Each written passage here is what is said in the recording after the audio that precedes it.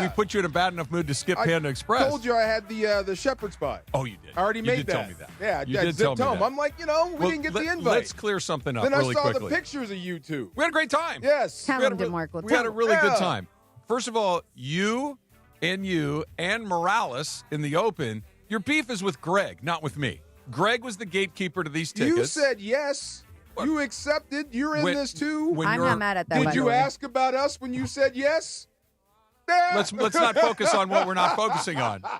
What the important part is that my friend, my colleague Greg Bergman dinged my Your phone, teacher? and the dean of the Greg Bergman Content School dinged my phone and said, "Trav, I have Ohtani tickets. Would you like to come?"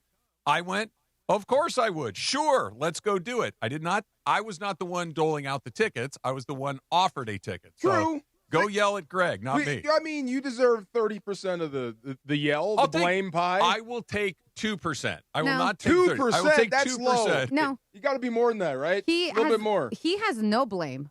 No, No blame? DeMarco brings up one point that I will. The idea that I didn't go, this may ruffle some feathers, so I will politely not decline. even the thought. He No. said yes. Yeah, no, that's why I get 2%. Did you see the pictures? Did you see how happy he you looked? know, Had a good time. You know You're why? You're supposed to be sullen. I wish you guys were here. No. Now that I'm having a blast without you. I had a really good time. I had 2 Estrella Jaliscos. Ooh, I had a Estrella Dodger No, dog. you Jalisco. did. Yeah, that was great. Awesome. Peanuts, great day. Oh, no, peanuts I can skip. But here's the thing, DeMarco. I cannot, first of all, because Greg's the one that had the tickets, so I can't get mad at Trav. We already went through that. You were told, hey, do you want this ticket? I'll bump Marcus off so you could go. And you said, nah. This is why I'm better. I cannot bump Marcus. I was like, Marcus nah. is already on board. I can't be that guy. That was artfully That's done. well played, that right? was That very was artfully right done. there. Well done. Thank you. Well done. Alley-oop. What I will Assist say, Laura. what I will say, and give Greg a little bit of credit, whether he was lying or not, I don't know. But he was saying, if Marcus would have said no, you would have been my next ask. So I'm like, okay, We'll after never Marcus, know. Marcus said not yes. I will make an offer to the group. Okay. Occasionally, Dodger tickets find their way to me. The next time I have Dodger tickets that find my way to me, I will consider inviting all of you. I have love no the doubt. consider part. I love the consider. Can I throw a caveat out Yes, there? please. Okay, so it may be the next time Ohtani pitches. Well, Because you happened to go on a great night. Sure did. Good Lord. Sure Oh, did. my God. It wow. was Greg can pop in and talk about this too when he'd like, but it wasn't quite.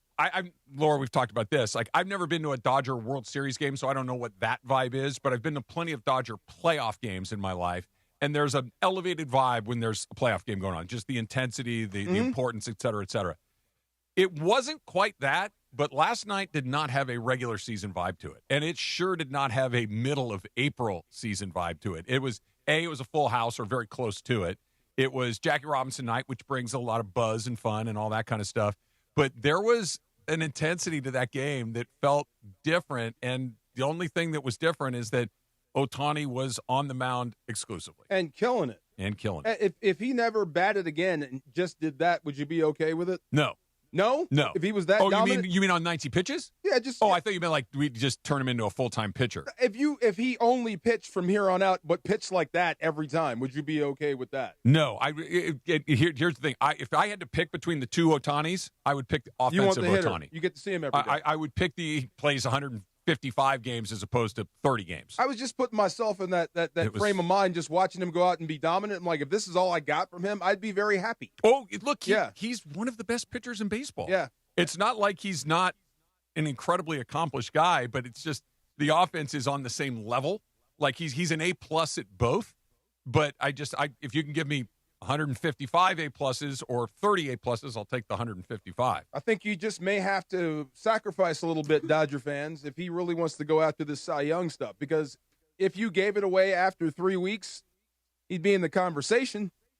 So with a lot of other people, that's what I mean. Oh, yeah. And you got to compete and with those guys. The other guy in the conversation is the guy Your that own pitched the night teammate. before him. Yeah. Yeah. Right. Dave Roberts was talking about that, too, about how iron sharpens iron. And we talked about it yesterday about the Braves back in the 90s with Smoltz, Clavin, and Maddox, that they all fed off of each other, going back even further than that and keeping it here more local. Koufax and Drysdale used to feed off of one another. That, okay, you can do that. Well, here comes this.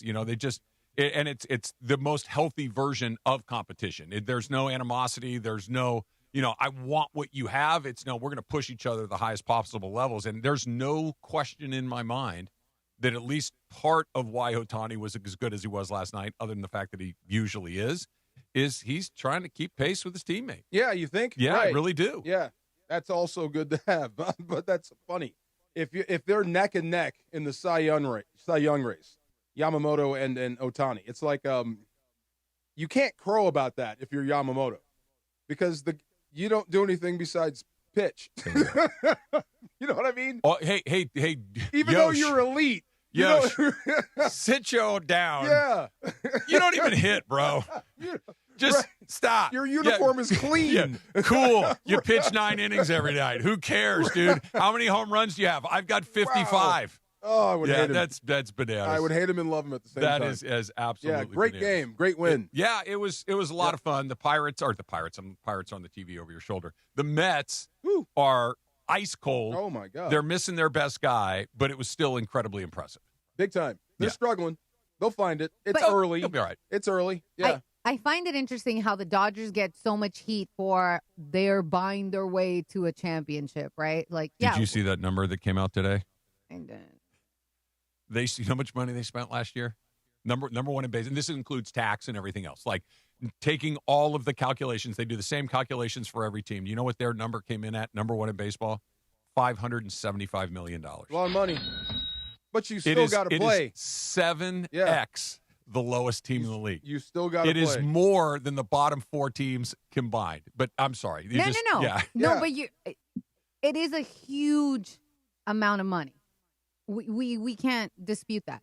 But the fact that the Mets are not that far from them and they're still not performing, get off our backs. They're not performing, but they're cold. They're cold. I mean? And I understand your point. I think this is your point as well, is it's not just that the Dodgers scratch the biggest check. They do. There's no, but that's not the only reason they're better than everyone else. It's they scratch the biggest check and they have the best development, and they have the best scouting, and they have the best analytics, and they employ the smartest people. They do all of these things. I throw culture in there, too. I think culture's a huge part of it. Yes. Absolutely. They have one of the best cultures in baseball. Why wouldn't you? There was a part of me that says, why would I want to be a Dodger? I think I want to beat them. Then again, if I'm one of the best in baseball, why wouldn't I want to be a Dodger? Yeah, and John Stearns, who is the general manager of the Mets, he is in the process of trying to duplicate what the Dodgers do. You don't do that in a day or a week or a year or even 5 years. It might take 10 or 12 years to kind of build it. And Steve Cohen, the owner of the Mets, has said, I'm willing to spend the money it takes to try to build one of these. And we'll see whether he stays committed to it. 10, 12 years is a long time, and it takes a long time. But if nothing else, at least top-line stuff, he's spending the money. It's just true. not necessarily going to the right guys. Why wouldn't I want to go play for somebody who's spending money? Yeah. When you choose schools that have money, not the opposite, right? There you go. Right. And think about, like, last night's game, I think, was a great example of this was a mid-April game. But if you're a player, right, think about the difference of, and I'll just pick the Arizona Diamondbacks because they're another team in the Dodgers division. And you're playing a midweek game against somebody, and there's 25,000. That's a good crowd. Right. That's a good crowd. The Dodgers have twice. You don't want to play in front of 50,000 people every night? Packed. That's what I mean. Who wouldn't? Why wouldn't you want to be a Dodger? Who wouldn't want to do that? And, oh, by the way, they're 14-4, and they're actually just kind of it made me think about Tucker. It made me think about Roki. Yep. This is the last place I want to be if I'm struggling. Yeah. Can you imagine the competition for your job? I know. Oh, you don't want that? I know. Oh, let me get it. Tucker's warming up. He hit the ball hard. Says Dalton Rushing. Thrice last night. I want to talk about rushing. I think rushing is a part of the reason we saw what we saw last night, and he seized that opportunity. We'll get into that coming up in just a little bit. A reminder that tomorrow, DeMarco and I will be live from El Caballero Country Club this Friday, April 17th, from 3 to 6 p.m. for the JM Eagle LA Championship as the LPGA Tour returns to Los Angeles, featuring 144 of the world's best, including major champion Hannah Green and defending champ Ingrid Lindblad. All the energy, all the interviews, all the atmosphere on ESPN LA 710 a.m. and the ESPN LA app, or, of course, you can watch live on the ESPN LA YouTube channel. Am I going a bridge too far, DeMarco, by saying that Dalton Rushing is one of your favorite Dodgers? Look at him. Yeah, Yeah. Yeah. I Look get at his body. I get why we shop at the same jean store. Totally get it. Yes. And I think you're going to get more of what you like. That's coming up next. It's DeMarco and Travis, ESPN LA. Kings fans, what's going on? Your Kings are headed to the playoffs, but guess what? The final game of the regular season. Tonight, 6 p.m., Kings and Flames from Calgary. And after the game, your chance to break it all down with Sam Boney right here on Kings Talk. What do you think? Who are the Kings playing in the playoffs? We're going to find out today. The game starts at 6 p.m. right here on ESPN LA, your home for Kings hockey. Hey, Laker fans. It's time to team up with National University for an affordable, achievable bachelor's or master's degree. Choose 4 or 8 week courses and call timeout anytime you need. Free tutoring, career counseling, and more. Plus, NU has a generous transfer credit policy and offers year-round enrollment. Best of all, NU's Believe and Succeed Scholarship awards up to $6,000 annually toward an industry-current bachelor's or master's degree. Apply by July 31st at nu.edu. Terms and conditions apply. Waba Grill is an LA original, so we've got to keep it real. Real fresh with our Asian-inspired menu that's grilled to order every time. Real quality with our marinated proteins like hormone-free chicken, ribeye steak, wild-caught salmon, and shrimp. Head to Waba Grill for $5 happy hour, weekdays after 3 p.m. and try our new chili crisp dumplings, paired with a premium or beverage drink, like our delicious Thai tea, both for only $5. Only at Waba Grill. It's for you. Change is in the air at LAX. Los Angeles International Airport's automated people mover trains are rolling soon as part of LAX's ongoing investments in improving your travel journey. The new trains will quickly move guests between all terminals. The new consolidated rental car center, metro trains and buses, and economy parking in 10 minutes or less. Departing every 2 minutes, they'll help approximately 30 million passengers per year. Learn more at lawa.org/ESPN. That's lawa.org/ESPN. Evan Cohen here. You know the feeling when a candidate just stands out. Not just the resume, but their energy. They're eager, engaged, and you know they want the role. That makes a difference. If you're hiring, you want a candidate who's passionate, but you can't get that insight from a resume unless you post your job on ZipRecruiter. Their matching technology finds qualified candidates fast, and ZipRecruiter has a new feature that shows you the most interested qualified candidates first. Try it for free at ZipRecruiter.com/sports. That's ZipRecruiter.com/sports. My name is Christine, and I'm a widow. My husband, Ryan, was a healthy 34-year-old, and 3 months later, he was gone. Thankfully, he had life insurance. Ethos made it so easy. You can get a quote in seconds, apply in minutes, and get same-day coverage. 100% online, no medical exam. Life insurance didn't take away the loss, but it did give us the space to just grieve. Get your free quote at ethos.com/game. Ethos.com/game. Paid spokesperson. Time spent on application may vary. Online health questions required. It's DeMarco Farr and Travis Rogers for your afternoon drive. So, I fall. Kind of, sort of frequently. Yeah, but you get back up. I get so far. Yeah, get up. There you go. DeMarco and Travis continue. Here are the guys.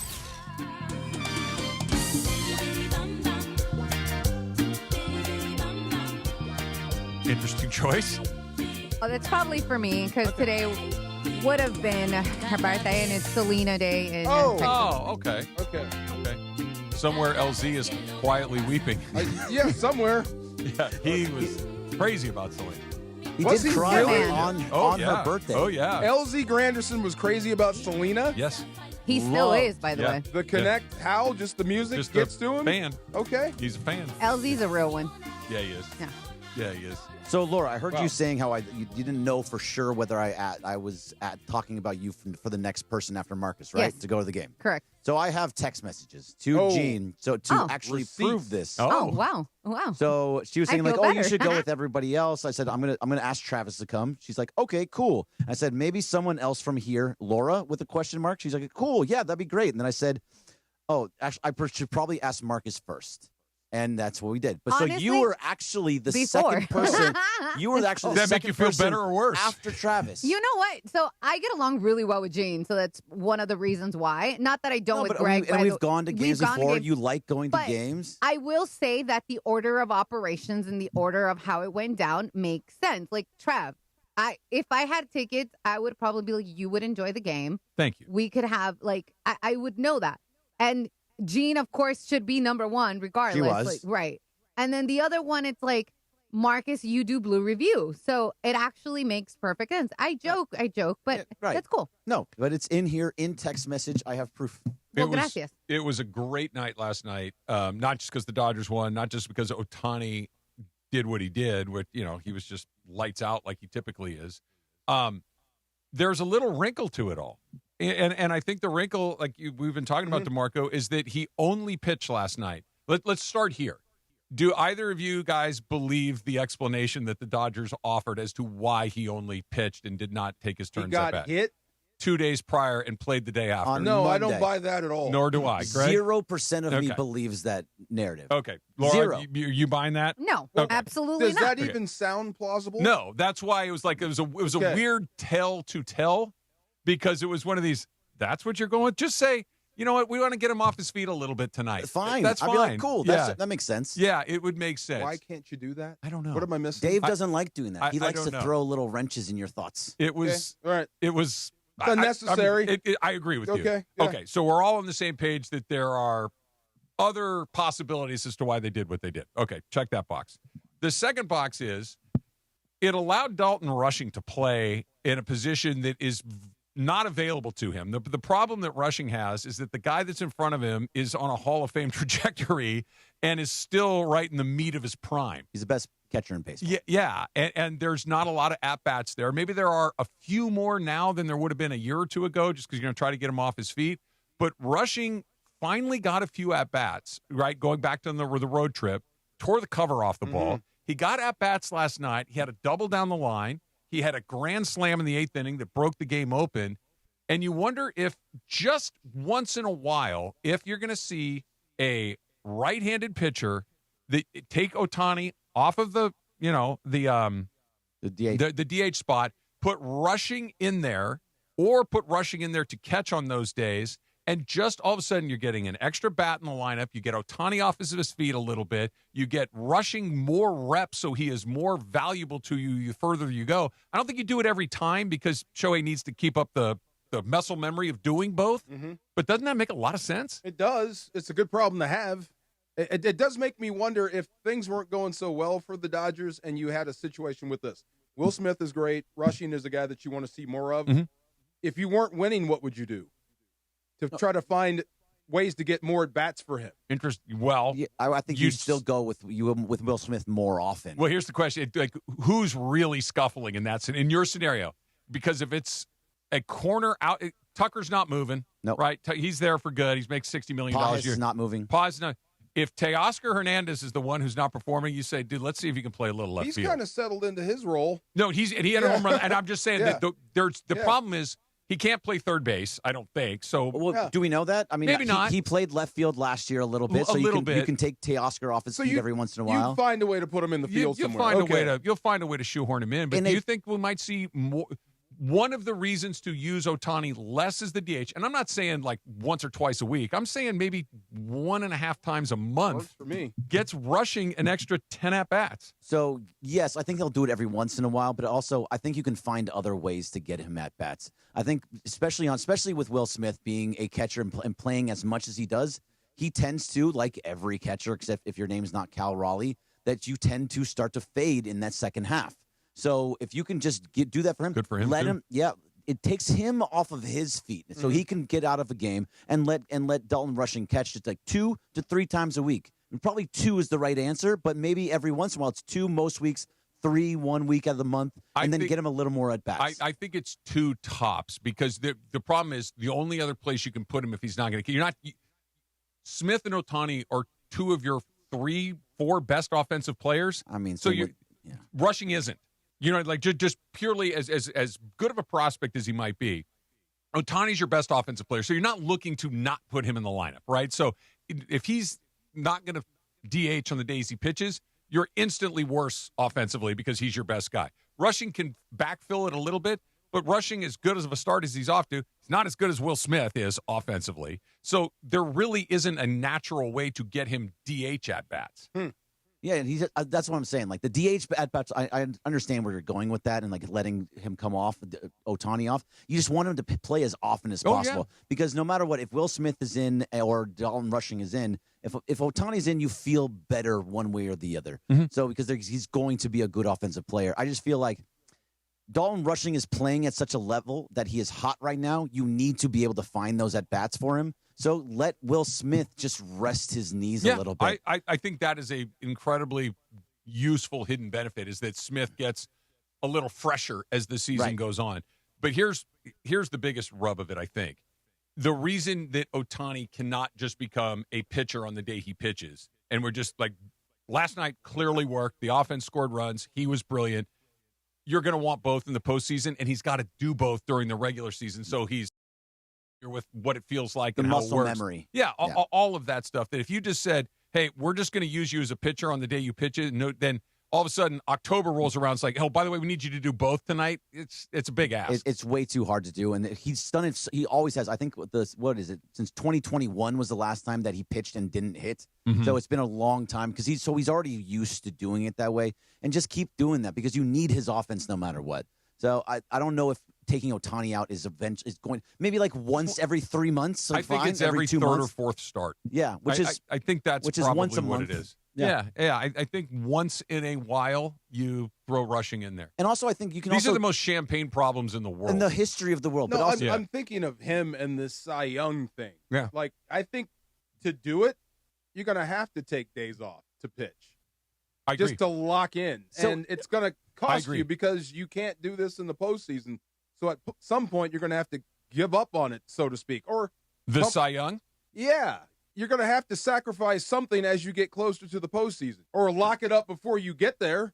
I get it's the beginning of the season, but what he did last night just keeps saying to me like he can do all of it with no problem. But don't you think he's kind of earned it just to do that? But he's just earned, go be the best he's earned pitcher whatever in he the world. wants, though. Just do that. I think if he went to them and said, on the days that I pitch, I don't want to hit, they'd say, great. Okay. Yeah. Great. That sounds great. Yeah. Fantastic. We'll do that. I think he wants to do both. But up until you have to keep doing it because the postseason's coming. Yeah. He's going to keep doing both just because you see what I mean? He's got to be, you got to, for lack of, I know he's in shape, but you got to be in shape to do that. Like, it's a very specific thing to go ask him to do, but there's, I've said this before. I'll say it again.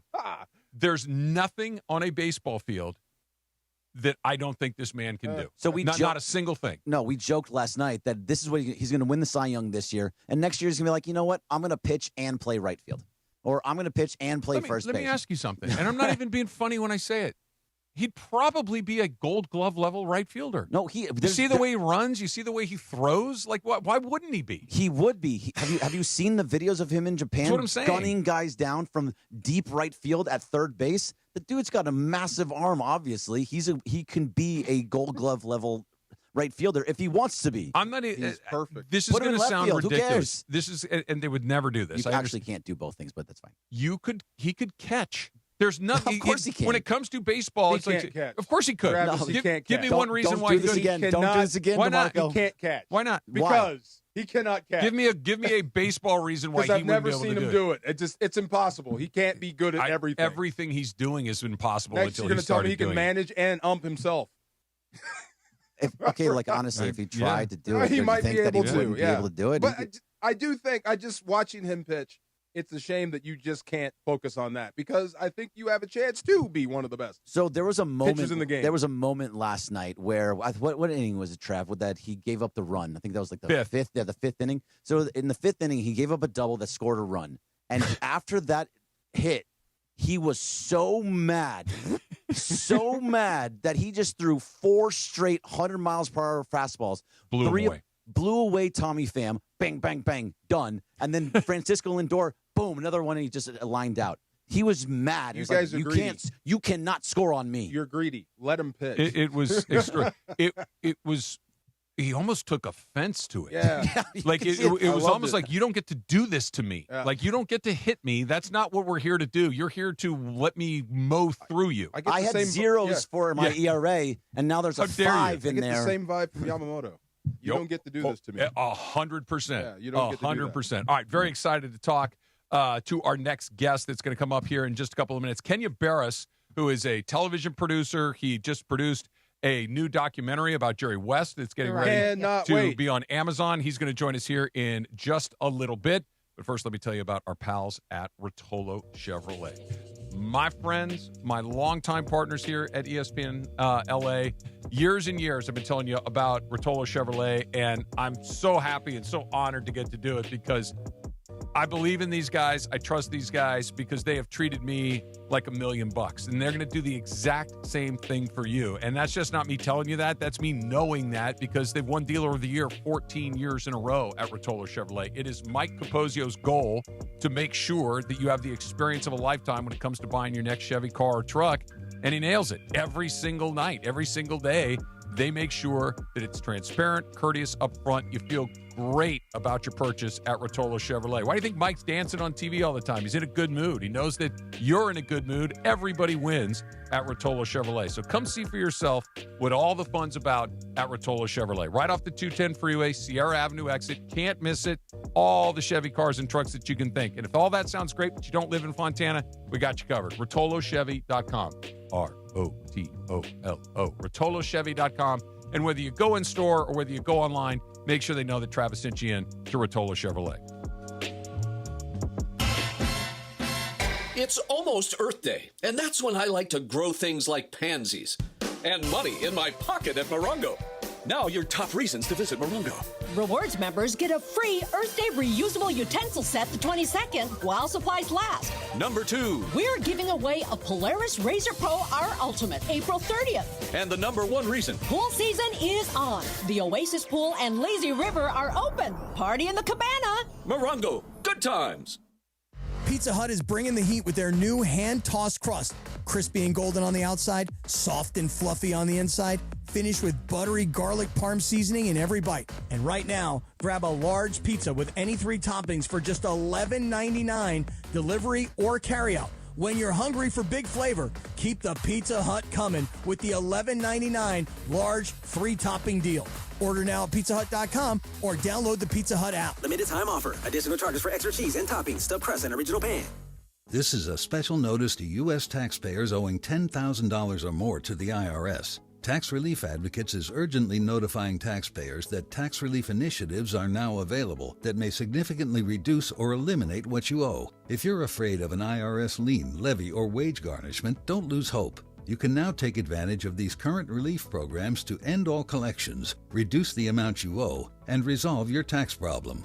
Even if you have years of unfiled tax returns or are already in a payment plan, you may still qualify for significant relief. Struggling taxpayers can now get relief they need during these hard economic times. A hotline has been established by Tax Relief Advocates for you to call and see what you qualify for. They are A+ rated with the BBB and have over 1,000 5-star reviews. Don't wait. Call 800-575-9087. 800-575-9087. That's 800-575-9087 or simply visit TRA.com. Yo, this is Jerry Garcia. It's your boy Concrete. And you're listening live to the 710 ESPN Radio, the best show, 3 to 6, DeMarco and Travis live. Let's go. More DeMarco and Travis right now.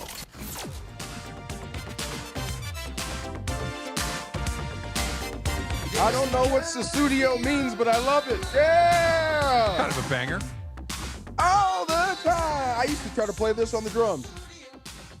Is this a hard beat? It's impossible. Oh, really? It's impossible. For me, it was. And he was singing while he's doing it, right? Because isn't Phil Collins a drummer, too? Yes, Yeah. but he had a drummer for this one. Oh, okay. Yeah, just, wow. Anyway. Just to give you guys a quick update, I'm playing this because Phil Collins got inducted into the 2026 Rock and Roll Hall of Fame. Good for him. Good for him. Phil Collins is not a young man. No. Yeah. Been around for a minute. Yeah. I never told you my In the Air Tonight story? Tell me. Like high school football, we used to do things. Didn't you do crazy stuff when you were like getting ready for games and whatnot? Yeah. Okay, so I had a friend that would pick me up for games, right? This is Friday night. We got to go to the stadium, so he'd have to pull the car around, and right when the door opened, it would have to be the drum solo. beat. Right when the door opened. If he missed it, go around the again. block. Because that's deep into the song. Absolutely. Yeah. And you got to time it up. Yeah. Right when the drums hit, when the door opened, I'd get in. Now, if your teammate was doing it right, he would figure out exactly where he needed to start on your street with where the song is, and then he'd start going. So when he swings the door open, he's ready to go. Just remember, this ain't CDs and digital. This is cassette. So okay. Or pause it, pull up, play, throw the door we open. didn't have the pause button. See? It's just rewind, stop, start. Right. Well, stop. I there don't you know. go. Yeah, See, I'm trying to help your guy. But it worked. It was good. It was good. Was that always your pump-up song, or did it change over the years? It was just that one for me and him for that time. The mode we were in, because I think we were sophomores. Okay. He was a sophomore, and I was not driving yet. Okay. Right. So it was just our time, our song, our moment, and it had to be perfect.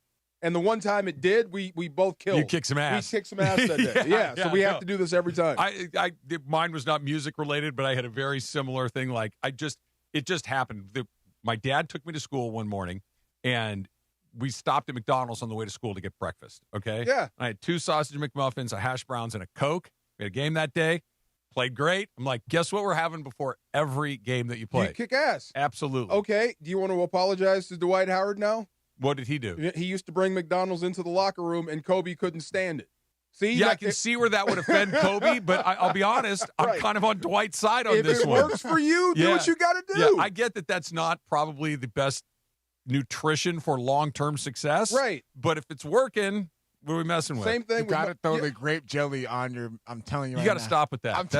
Why would you do that? Yeah. It's perfect the way it is. That's salty and that's sweet. Oh, yes. I would listen to hot sauce, but it's perfect the way it is. Yeah. What, the jelly on it? Why would I'd eat it? Trust me. Okay. I'm telling you right now, it's a game changer. But you can't even peel them apart without ruining the cheese. You got to go between the egg and the sausage. That's a whole lot. That's the only part that won't, because the cheese adheres to the muffin. Yeah. The steam puts it all into a weld mold. But if between the egg and the sausage you can. That's what I mean. It's not meant to come apart. It's meant to be eaten the way it is. Okay, but then if you don't want to do all that work, it comes in a packet. All you got to do is just treat it like a ketchup packet. Just squeeze it on top. Like on a burrito with the salsa, bite by bite. Yeah. See, you're taking away the mobility now. I can't drive with that. See? You'd figure it out. I have faith in you. Come on, man. We're talking about the same. I don't do sauce. But we're talking about the same person that's trying to figure out how to do that and drive. They have the whole I pan. can't. I don't do sauce. You can't do sauce. You don't have 3 hands. You got a knee, don't you? Right. Yeah. I do. But you need one. Come on. One's got to be the combo hand, you know? Have you ever had okay. How do I say? I don't want to say you forgot about it, but maybe you over-purchased your sausage McMuffins, okay? That you maybe were buying them for a group of people. Bought too many? You bought too many. Okay. Okay, and for whatever reason, they just kind of sat in the bag for several hours. Yeah? They're still terrific. Yeah. They're indestructible. You saw my face, right? Yeah. I'm going to eat it. Of course you're going to eat it. And be very happy. And be very, very happy. They don't... There's a hot sausage McMuffin and there's a cold sausage McMuffin, and they taste exactly the same. Still perfect. Yes. Still perfect. I prefer it hot, but it's just because I want the warm, What's the bite. The one problem with McMuffins? There's only one problem. I don't know. You don't know the problem? I don't know the problem either. The little grit that sometimes comes off. Oh, the little dust off the McMuffin. That you can't stop that from going everywhere. That's a good point. That will wind up on you. That's it's so good. I can't believe you ruin a good McMuffin by putting jam. How did you start that? Who told you that? No, so my brother, who hurt you? Who hurt you? So my brother, he's one of those, he doesn't get anything from McDonald's but the breakfast. Okay. And so then he just got hooked on the grape jelly, and he just one day just tried it, and then he was like, "You got to try it." I'm like, "Nah, I'm opposed to it." I'm going to make I'm not co-signing your atrocity that you're talking about, but I'm going to at least try to put myself in a place where I can maybe understand. Like sometimes when you have sausage and pancakes, right? Okay. That the sausage will touch the syrup. Yes. Right? And that sweet, salty bite is a really nice little bite. So maybe we're getting that same sort of idea. That's convenient. It's not messy. Yeah, it's just I'm trying to help you. I mean, you got to do this. Yeah. You got to put that down. Just you got to bite by bite, just like Travis said. Just one bite, then put some more jelly. No, don't ever put my name next to that sandwich. Let me guess. You got to open the jelly first before you touch the McMuffin. Yeah, so plus that jelly's like welded into that little cup. It doesn't even come out. But if you do the sausage patty first, now you're greasy. Now you can't get it. Yeah. You're missing. See, this is what I do whenever I do go to McDonald's. I get myself a sausage egg McMuffin with cheese. I get the ass and I get 2 grape jellies, and I open it like this, the teeth, and then yep. How often you do not look or strike me as someone who is frequenting McDonald's. Am I wrong? I love McDonald's breakfast. Yeah, it's good. Heck yeah. Really good. We all do, but yes, I'm good. I look like I look, and you look like you look. I'm good. I don't go as often, but there's occasional times I'm on the move. You know what? McDonald's breakfast sounds Now, if I good. saw Shohei Ohtani at the McDonald's, that would be like, wow. You know what? Actually, he deserves it. He could actually eat anything he wants. We were covering the Tyson Holyfield fight in Vegas. Yeah. And we who was the man Holyfield's manager, Rock Newman, I want to say. Yeah. So Rock Newman was a guest of ours. That was Riddick Bowe's guy. Okay, maybe it wasn't Rock Newman then, because it was definitely Holyfield. I forget who Holyfield's manager was, but it was Holyfield's manager's on the show with us, and we were actually set up to do the show in a big ballroom where Holyfield was actually training in that ballroom. Oh wow! Okay, so he's in there, and if you've ever seen a fighter getting ready, and this was only a couple of days for fight, he's just in there to get a sweat going. They're not doing a ton of stuff, but he's out there, the sweat's just pouring off of him, and he looked like someone had just chiseled him out of rock. There wasn't anything out of place. And I remember talking to his manager and saying, what does he eat? Like, how disciplined is he in his diet? And he goes, he eats whatever he wants. He goes, it's an incinerator. You just throw it in there, and he's burning so many calories. He's doing so much work that he just goes through whatever he wants to go through, that he did not need to be disciplined with his diet because he was burning so many calories. I miss those days. I really do. I miss those days when you had football practice, burning 15,000 calories in like 3 hours. You can eat whatever you want. You're going to burn it off. It's nice. It's nice to be young. Yes. It's very nice to be young. You're listening to KSPN Los Angeles, a Good Karma Brands radio station. As promised, DeMarco, we are joined right now by an incredibly successful television producer, a director, an actor. He has a new documentary that is coming out, Jerry West, The Logo, which will premiere on Prime Video, or has premiered on Prime Video, I should say. Kenya, it's a pleasure to have you on the show. Thank you so much. Mr. Barris. Yo. Yes, sir. How are you? Fantastic. So good. I have to apologize to you, number one. My brother was so into Blackish when it first came out, and for some reason I resisted until it became a streaming deal. Me and my family have watched that entire series front to back at least 4 times.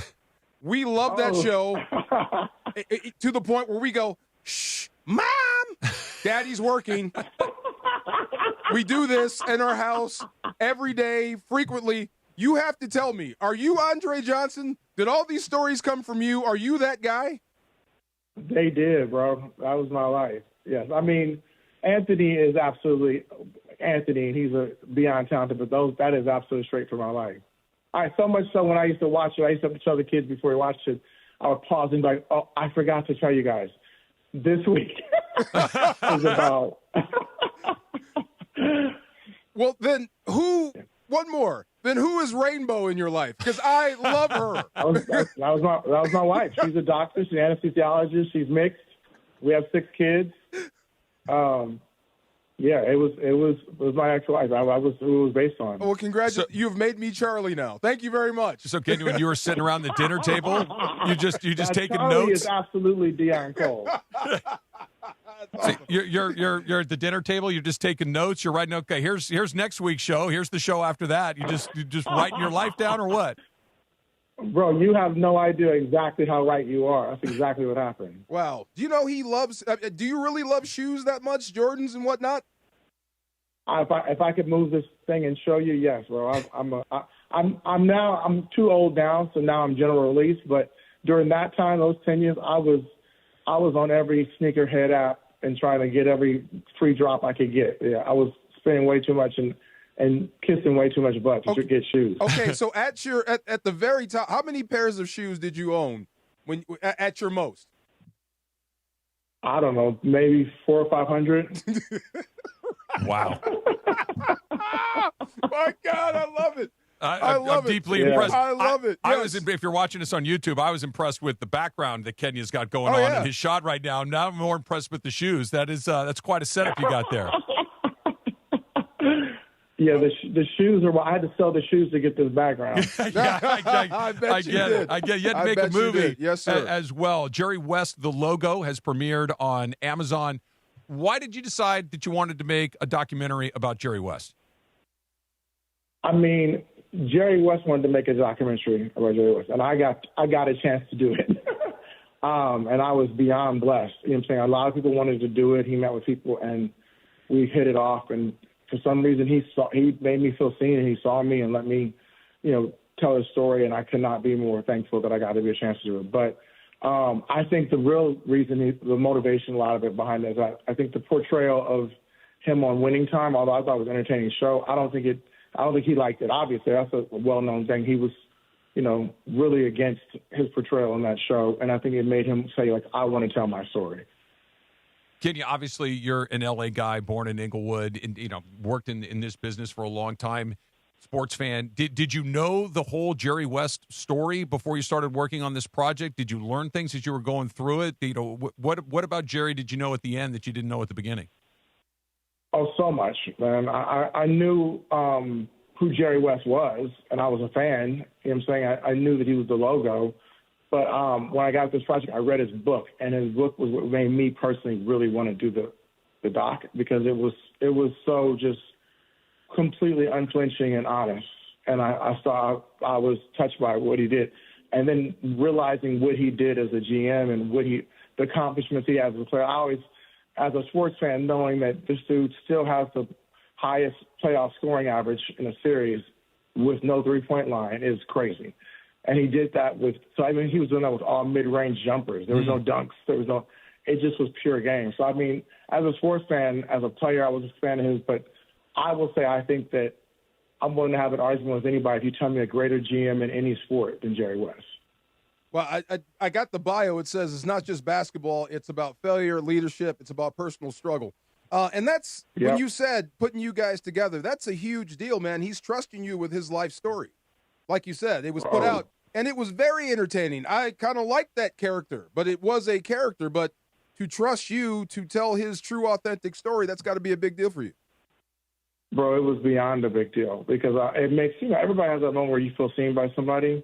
And the fact that he walks in and I present as I present. You know what I'm saying? I'm a dude from L.A., you know what I'm saying? And I come in and I'm, kind of a little bit maybe sagging jeans or sweats on, some chains, and kind of like shooting the shit. And he saw beyond that and saw the storytelling. Like, he likes Blackish, and he saw the storytelling, and when we had a conversation, I think he wanted someone to authentically really talk about who he was, and not just as a fan, but just in terms of the narrative story. And I'm glad that he allowed me to do it. Kenya, what was it like getting a chance to talk to all the people that you talked with about Jerry? You just got to talk to the who's who of everybody that's been in and around the NBA during his, 50 years around the league. It blew my mind, man. It was me and my boys would be like, "Oh my God, it's Magic today! Oh my God, it's this thing." Like, we kind of try, and you try to act cool because you don't act like it. You want to be professional. But the one day I couldn't was MJ. Oh wow! It was like that one for me, like blew me out the water. Like, it was a big deal, and he lived up to all the hype. What was the connection between Jerry West and Michael Jordan? Obviously, they never worked on the same team at the same time. Did they just game recognize game kind of situation? You know what? You actually said it. Honestly, there's a part that didn't make the doc, but it was really pivotal in changing how I sort of viewed and understood Jerry. Mike said that he always kind of sees, like, when he thinks about, like, if there's like a trilogy or trinity in the NBA for him, it was Jerry, him, and Kobe.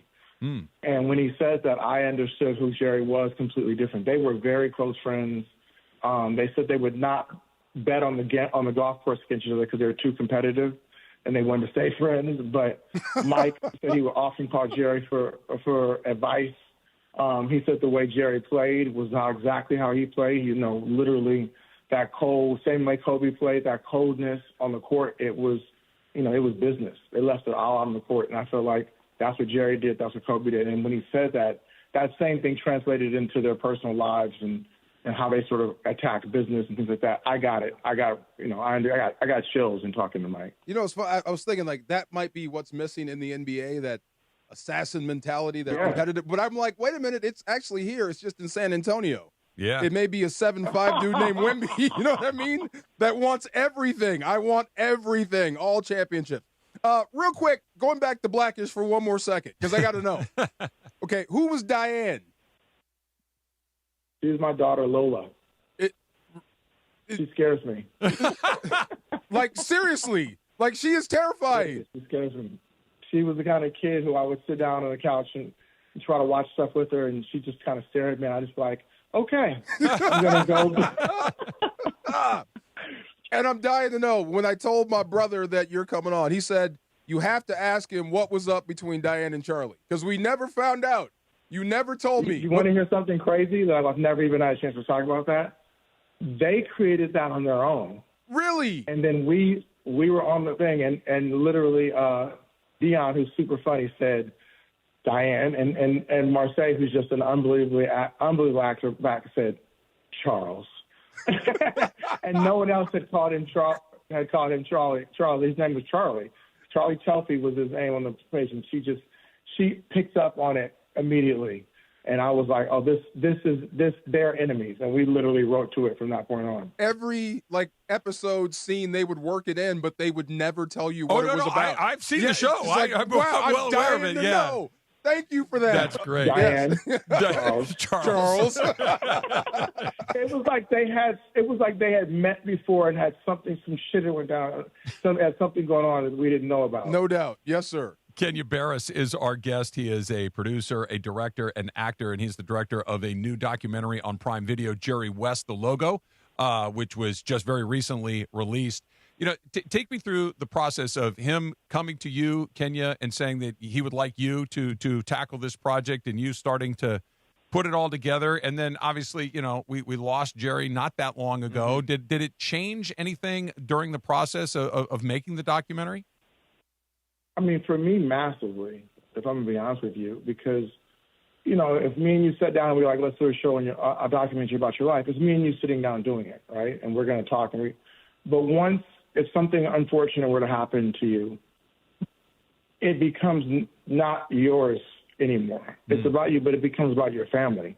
You know what I'm saying? I'm now living up to the legacy and, you know, of a father, a friend, a husband, you know, and the idea of what I was doing was no longer me and Jerry. It was something that I wanted to make sure that his family felt good about, and that they could, you know, they also felt like they were going to continue something without him being here.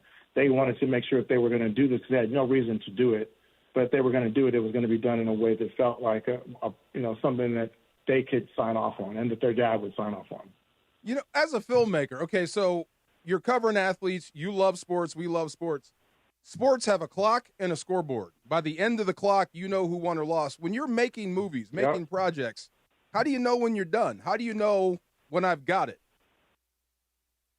You're never done. And most people who make film, you know, film and TV, like, you're never truthfully done. You just have to, you know, the teacher says pencils down, you know what I'm saying? And you kind of know that you have a deadline to meet, but you always, even when you're watching it, and it doesn't matter how big of a hit or how bad of a failure it is, you're like, I would have done that differently. Oh, I wish I could have more of that. Like, I just told you the whole thing about MJ. You know what I'm saying? Like, I wish, and looking back, I'm like, I wish we could have found a way to put that in, you know? So I think you're never truly done, but you do feel like you do your best as long as you can, and then it's time to sort of wrap this up.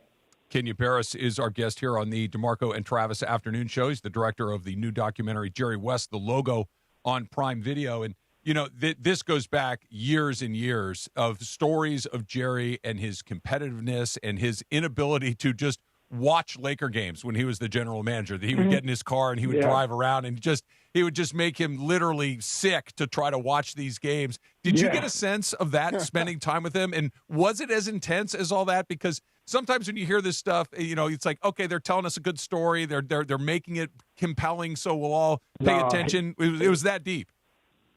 No, there was no cap in that at all. He may have not. It might even be worse than he made it seem. Like, he was. know how your kids a few years ago they had those fidget spinners that came out? Sure. Oh, yeah. Jerry could have used one of those during the time. Like they gave him a green car one year when he won some game. He said it was like like torture for him. But like, you know, his son Ryan said the first time they went to Boston Garden, he had to leave. Wow. Because he was like, I'm feeling sick. And this was him as a GM. He was like, I can't be here. I'm feeling sick. Like, he legitimately was a superstitious dude who really, really, really bled purple and gold. And, you know, the Celtics for him, nobody in their family to this day, they do not work. It's a thing. And it's not a joke. It's not like a whimsical thing. He's dead. He was dead serious about it. I respect that. You know, it's funny. I just tried a stress ball the other day. It helped? It actually works. Yeah. I did. It works. It really does. I should keep doing that. It does work. Absolutely. What do you do for stress? You got to be stressed making documentaries and TV shows. You should say, what do I do when I'm not stressed? Because all I do is stress. I don't know what I do for stress. I know what I need to be doing now. But I feel like, honestly, working for me, I've never in a million years thought I'd be able to do what I do. You know what I'm saying? And I feel like I am so unbelievably thankful. So I feel like that for me is stress relief, is being able to make good stuff. I feel like writer strikes and COVID and all that type of stuff, like I feel like to be able to do this, you know, coming from where I came from and, you know, knowing how hard it is, I feel like that is an unbelievable stress relief for me. Well, are you okay with the Clippers being knocked out by the Warriors? I was with Top Dog yesterday, who's a huge from TD. He's a huge Laker fan. He calls them the paper clips. Oh. He's like, you're on your way to paper clip game. So I was so mad because I took my boy to the game, and like 6 minutes in, he's like, you guys are going to win. I said, shut up. You never say that. He said that. Yeah. I was like, dude, I knew it. And all of a sudden, Al Horford's out. He has like a flashback from 10 years ago. Draymond. Ooh. and of course, Steph, who was my guy, who is supposed to be on minutes restriction, just can't miss. And Draymond gives me fucking. He's the Kobe stopper. Yeah. Like, I feel like, you know, it is. Oh my God. Was crazy. It was. I feel like Draymond put on. That was in person. I have to be honest with you, because Kawhi is at his best, I would put him up against anyone playing in the NBA today. And if someone wants to argue that, like, at his best, he is sure he's one of the unholdables. I saw Draymond put on for me, one of the greatest defensive performances, fourth quarter defensive performances I've ever seen. And then to pick him at the end was just like, it was already over, but to pick him at the end, it just was like, he zoned in. Totally agree. 100%. Kenya Barris is our guest. He's got a new documentary, Jerry West, The Logo, which is on Prime Video. And one last one for me, Kenya. And, you know, I won't bore you with the details, but a friend of mine invited me to play golf one day. So I show up at the golf course, and I go to the first tee to get going with everybody. And Jerry was in the group. And I had never met Jerry. I had never been around Jerry.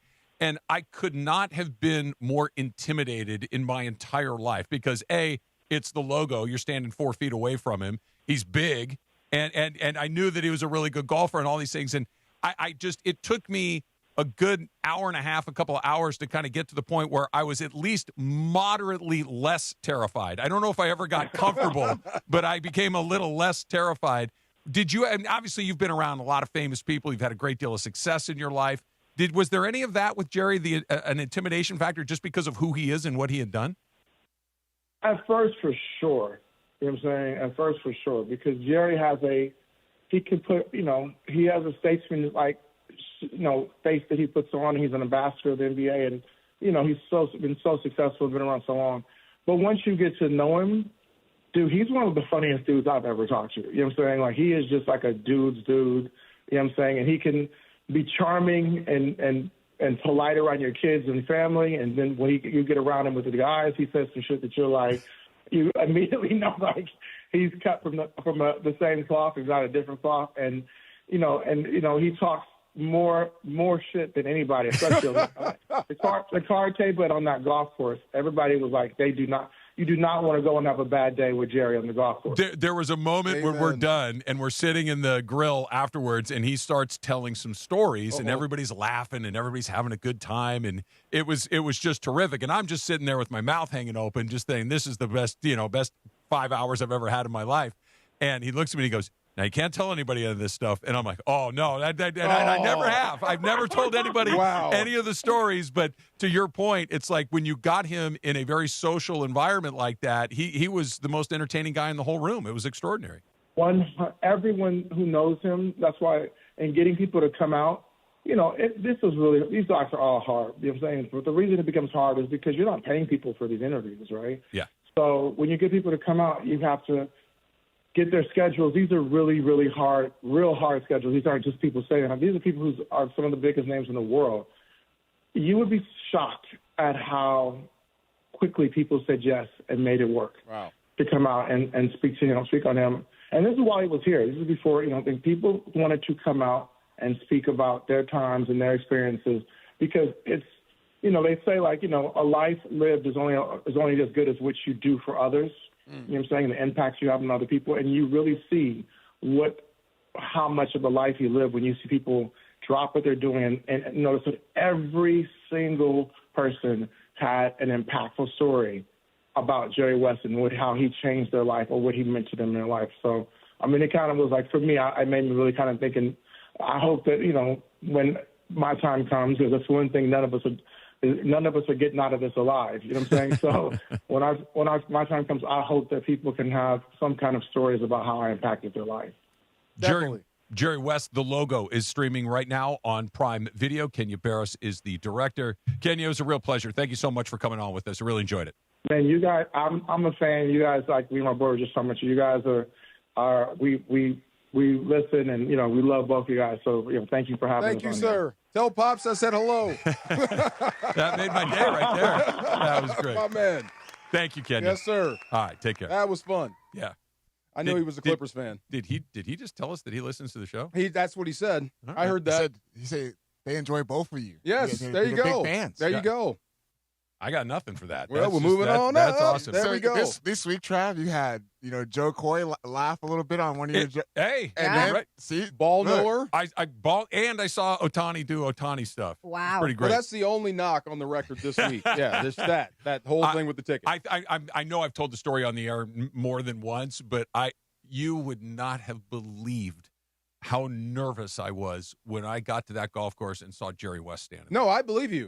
There's an aura there, isn't it? Yeah. Whoa. Yeah. That's Jerry West. You recognize greatness. And it took me a minute to just not be a huge loser. Did you rehearse what you were going to say before you got there? I didn't know he was going to be there, DeMarco. No, like when you actually had to go up. Like if I meet him, I'm going to say this. No, very quickly. So my friend Steve Elkington, who played on the PGA Tour for a long time, won a major and all these things, when he would come through L.A., he would call me and say, Trav, we're going to play golf here. Meet me at 2 o'clock. Okay, cool. Yeah. So he calls me very early one morning. It's like 4 o'clock in the morning, L.A. time. And he's like, Trav. And I'm like, dude, what's going on? It's 4. He's like, I know. I'm about to jump on the plane. This is last minute. Meet me. I'm not going to say where. He goes, meet me here at 2 o'clock. Golf. He goes, and I said, I don't know if I can make it. He goes, just come. You need to come today. You're going to trust me on this. I'm like, what's up? He goes, just show up. Yeah. Okay.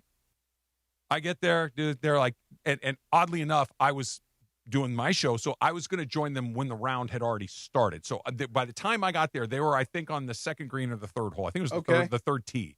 And so they drive me out in the golf cart to get there. And as I'm getting closer, I see that one of the guys is a lot bigger than everybody else. Tall. Yeah. And I'm getting closer and I'm getting closer. And I'm like, man, that looks a lot like Jerry West.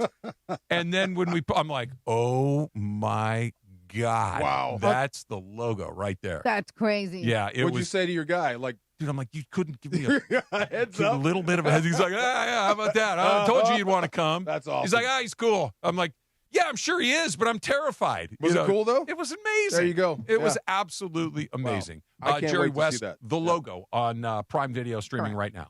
Yeah. No, I started watching a little bit of it yesterday, or technically this, around midnight, because I wanted to see it. And just like he said, like all the people you saw, Michael and Steph and,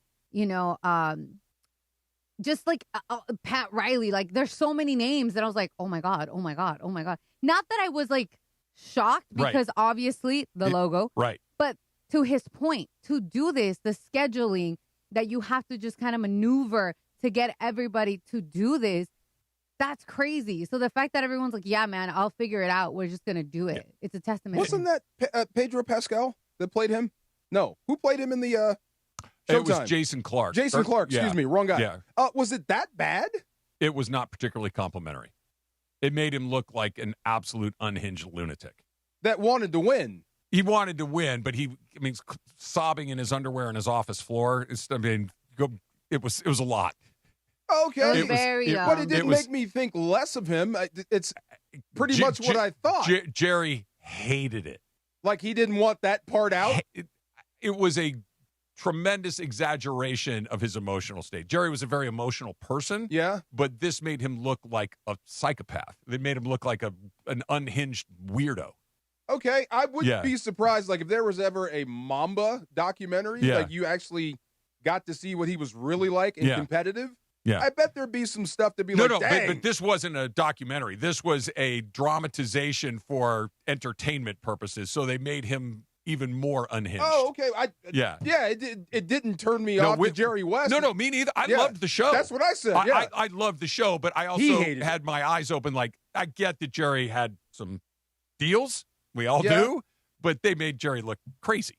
And I don't think he was crazy. I think he was emotional. Oh. And it was entertainment. I like what Kenya said about Jordan and the logo refused to bet. Yeah. Oh, they would have murdered each other. That's what I'm saying. Yeah. So I'm sure in that maniacal mind, some of that must have been real. I think, like all exaggerations, there's a kernel of truth, and we just got to take it to a certain spot. That was great. Thanks again to Kenya Barris. Awesome. Yeah, that was really, really fantastic. Don't forget, you can listen to this show, the DeMarco and Trav Show, all week long for your chance to win tickets to the May 22nd game. The Angels are hosting the Rangers at Angel Stadium, and when you hear the cue to call, be ready to call in and score your tickets. The excitement of Angels baseball lives on ESPN LA, and Pechanga Resort Casino is taking you to the game. Laura, tell me where we are on our clock right now. I'm a little inside out. What are we doing next? So we're going to break. Okay. And we'll do Far Side. We're going to do the Far Side coming up next. It's DeMarco and Trav, ESPN LA. Los Angeles, your chance to win an Aston Martin is waiting for you at Hard Rock Casino Tajon. Unity by Hard Rock members can receive entries on Thursdays and Saturdays in April for a chance to win a 2026 Aston Martin. Not a member yet? Signing up is easy. Visit casino.hardrock.com/Tajon. That's casino.hardrock.com/Tajon. Or download the Unity by Hard Rock app. Hard Rock Casino Tajon. The easiest drive from downtown LA. Details at casino.hardrock.com/Tajon. Change is in the air at LAX. Los Angeles International Airport's automated people mover trains are rolling soon as part of LAX's ongoing investments in improving your travel journey. The new trains will quickly move guests between all terminals, the new consolidated rental car center, metro trains and buses, and economy parking in 10 minutes or less. Departing every 2 minutes, they'll help approximately 30 million passengers per year. Learn more at lawa.org/ESPN. That's lawa.org/ESPN. Hey guys, it's Sedano. You got to count on Jacob for every type of accident, man. You count on Jacob after a motorcycle hit. You count on Jacob after a truck wreck. Call him at 800-345-6789. Call Jacob. It's Chris Morales for VisionWorks. And let's be honest, how many of us wasted our tax refunds on really dumb things in the past? This year, don't do it. Do what thousands of people in OC and LA are doing and invest wisely in your vision. VisionWorks accepts most vision insurance plans, and their professional staff will help everyone maximize their insurance benefits. And if you don't have insurance, don't worry. The experts at VisionWorks will find options that work within your price range. See the world clearly. It really is life-changing. Better vision, better value. VisionWorks just makes sense. LA's biggest pizza party is back. Pizza City Fest returns to LA Live April 25th and 26th. Bigger, bolder, and cheesier than ever. 40 of Southern California's top pizzerias. 2 epic days. 1 massive celebration of pizza. An all-inclusive ticket delivers unlimited pizza tastings, unlimited beverages, and unlimited desserts. All for just $99. Pizza City Fest at LA Live across from Crypto.com Arena April 25th and 26th. Tickets on sale now at LALive.com/Pizza City Fest. Hey, it's Chris Morales. When it comes to cancer, early detection saves lives. Our friends at Providence remind you that many cancers start with no symptoms, but catching them early can lead to more treatment options and better outcomes. Providence brings together the best minds in cancer care, keeping you in the game with trusted, compassionate support. Take control of your health. Learn more at providence.org/cancer. Providence.org/cancer. Providence, caring with compassion in Southern California. Harry Douglas here. Game day brings the excitement. Your stay should feel just as memorable. With Marriott Bonvoy, official hotel partner of the NCAA and U.S. Soccer, you're connected to a portfolio of brands designed for how you travel. Some offer complimentary breakfast, others give you room to spread out, space to stay productive, or extended stay comforts. So whether you're a traveling fan or part of the team, Marriott Bonvoy celebrates the moments that live on before and after the game. Marriott Bonvoy, where game day checks in. Individuals and businesses with tax problems, listen carefully. If you owe over $10,000 in back taxes or have unfiled tax returns, U.S. Tax Shield can help you take back control. The IRS can seize your bank accounts, garnish your paycheck, close your business, and file criminal charges. Our team of tax attorneys can stop collections and get you protected. U.S. Tax Shield offers a price protection guaranteed quote to get you protected today. U.S. Tax Shield is A+ rated with the BBB, so call 800-494-6139. U.S. Tax Shield, 800-494-6139. And it is the DeMarco and Travis Afternoon Show right here on ESPN LA. The Far Side. And it's time for The Far Side, presented by our friends at Highlands. The Far Side. Weekday afternoons at 4 p.m. Time for The Far Side with DeMarco Farr, right now on the Travis and DeMarco Afternoon Show on ESPN LA. I'm completely thrown off. I'm like that pitcher that can only pitch at home. Yeah, we went too long with Kenya Barris, but You're that was used so to doing much the fun. Far Side at 4 o'clock. 4 o'clock. Now it's 4:20. I don't know what to do now. You I'm know all messed what? up. Yeah. I don't care. He was so good. He was good. He was very good. I told him, anytime you want to come back, please do. No, I just we were talking earlier.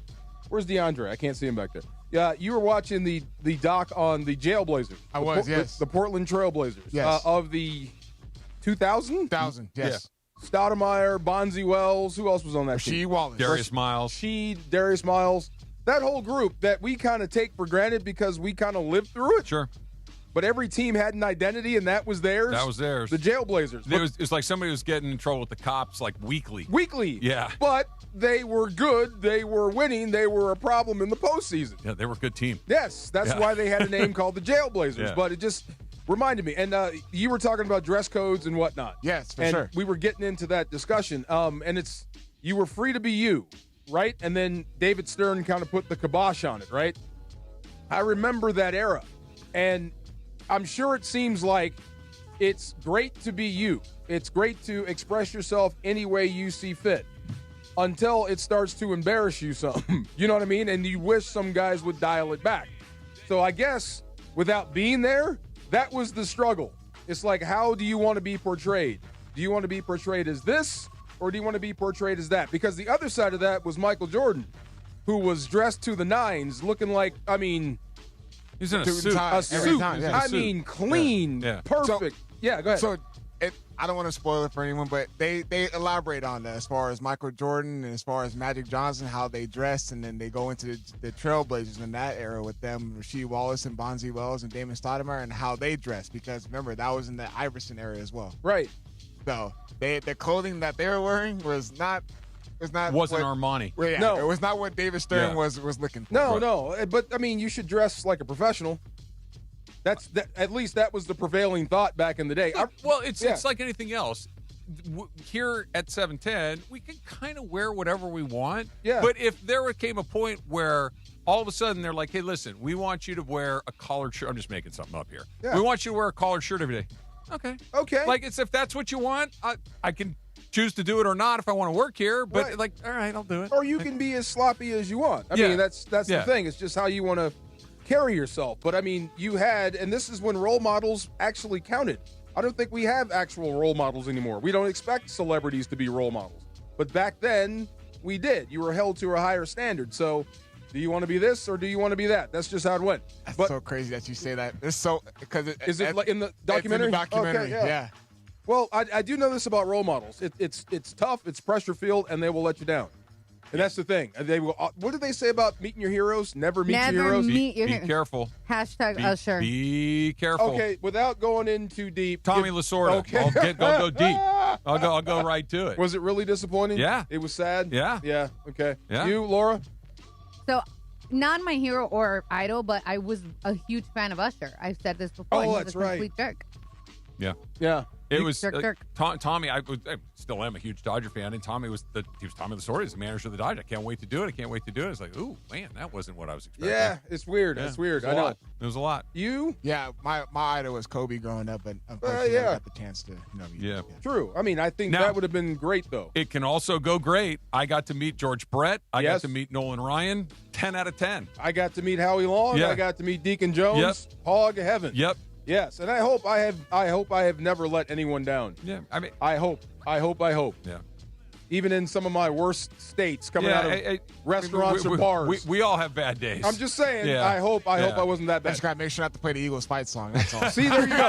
Okay, see, you started it up again. I already sent the picture, by the way, the cowboy what is picture. it? I know you did. I already sent that I know out. you See, did. Sent It's going to that be with the- blown up in his office. I feel bad. When's the crop top? Is that tomorrow? It's tomorrow. No, it can't be Yes, it is. tomorrow. It's tomorrow.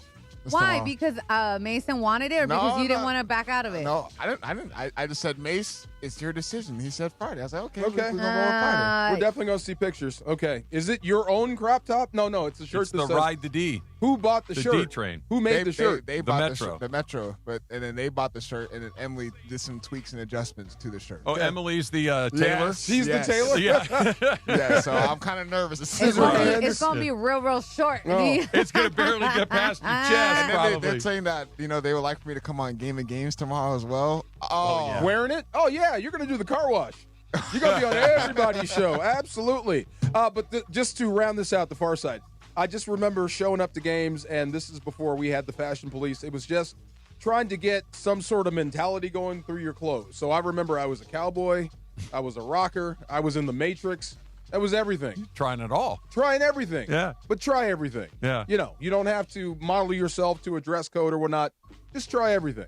Yeah, Until you find the right mix. Yeah, I'm not and then too you'll find who precious you about are. this stuff. I'm Yeah. okay with dress codes. If your employer wants you to do, you can choose not to work there. Exactly. That's the other point. We have free will. I want you to wear this. I won't do it. Well, you have a choice. You can either do it or not work here. True. That's your choice. It's not to whether to wear it or not. It's to whether to wear it or not work here. And Right. Yeah. And what do we say? If you think you're good enough to, get through the dress code, go ahead. Yeah. And by the way, go ahead. There are some people that probably can. Right. Yeah. You'll find out if you are or I've not. never been one of them. Go ahead. Yeah, Yes. I was one of those guys. Better follow the rules No if I doubt. want to stick around. No Not doubt. everybody does. Nope. That's all right. Not at all. That's all right. All right, let's talk a little NFL draft, which is, basically a week from today. First round of the NFL draft is a week from today. Don't mess this up, Raiders. Let's get into that. Let's get into what the Rams may got going on. And, Rams, there's a little poll that came out about where everybody ranks in the city, and I think the Rams landed in a really, really good spot. It's all coming up. It's DeMarco and Trav, ESPN LA. And speaking of all of that, we are going to be live from the Rams block party at Hollywood Park in Inglewood 1 week from today, Thursday, April 23rd, through Friday, April 24th, days 1 and 2 of the draft. Mason and Ireland are going to be there. DeMarco and I are going to be there. We're going to break down what moves the Rams will make, how this draft shapes the season. Plus, you get to enjoy the fanfare with rides, games, and nonstop Rams vibes all weekend, benefiting the Rams Foundation. Join us on draft day only with ESPN LA, home of the Los Angeles Rams. Kings fans, what's going on? Your Kings are headed to the playoffs, but guess what? The final game of the regular season. Tonight, 6 p.m., Kings and Flames from Calgary. And after the game, your chance to break it all down with Sam Boney right here on Kings Talk. What do you think? Who are the Kings playing in the playoffs? We're going to find out today. The game starts at 6 p.m. right here on ESPN LA, your home for Kings hockey. It's almost Earth Day, and that's when I like to grow things like pansies. And money in my pocket at Morongo. Now your top reasons to visit Morongo. Rewards members get a free Earth Day reusable utensil set the 22nd while supplies last. Number 2. We're giving away a Polaris Razor Pro R Ultimate April 30th. And the number 1 reason. Pool season is on. The Oasis Pool and Lazy River are open. Party in the cabana. Morongo, good times. Hey, Laker fans. 2026 is your time to believe in yourself and succeed when you suit up with National University to pursue a career-focused degree. Take your best shot with NU's Believe and Succeed Scholarship and score up to $6,000 annually toward an industry-current bachelor's or master's degree. 4 or 8 week courses, flexible online options, plus free tutoring, career counseling, and more. Apply by July 31st at nu.edu. Terms and conditions apply. Evan Cohen here. Game day brings the excitement. Your stay should feel just as memorable. With Marriott Bonvoy, official hotel partner of the NCAA and U.S. Soccer, you're connected to a portfolio of brands designed for how you travel. Some offer complimentary breakfast, others give you room to spread out, space to stay productive, or extended stay comforts. So whether you're a traveling fan or part of the team, Marriott Bonvoy celebrates the moments that live on before and after the game. Marriott Bonvoy, where game day checks in. Individuals and businesses with tax problems, listen carefully. If you owe over $10,000 in back taxes or have unfiled tax returns, U.S. Tax Shield can help you take back control. The IRS can seize your bank accounts, garnish your paycheck, close your business, and file criminal charges. Our team of tax attorneys can stop collections and get you protected. U.S. Tax Shield offers a price protection guaranteed quote to get you protected today. U.S. Tax Shield is A+ rated with the BBB, so call 800-494-6139. U.S. Tax Shield, 800-494-6139. This is the afternoon show with DeMarco and Travis. Have you slept in silk pajamas yet? No. Try it.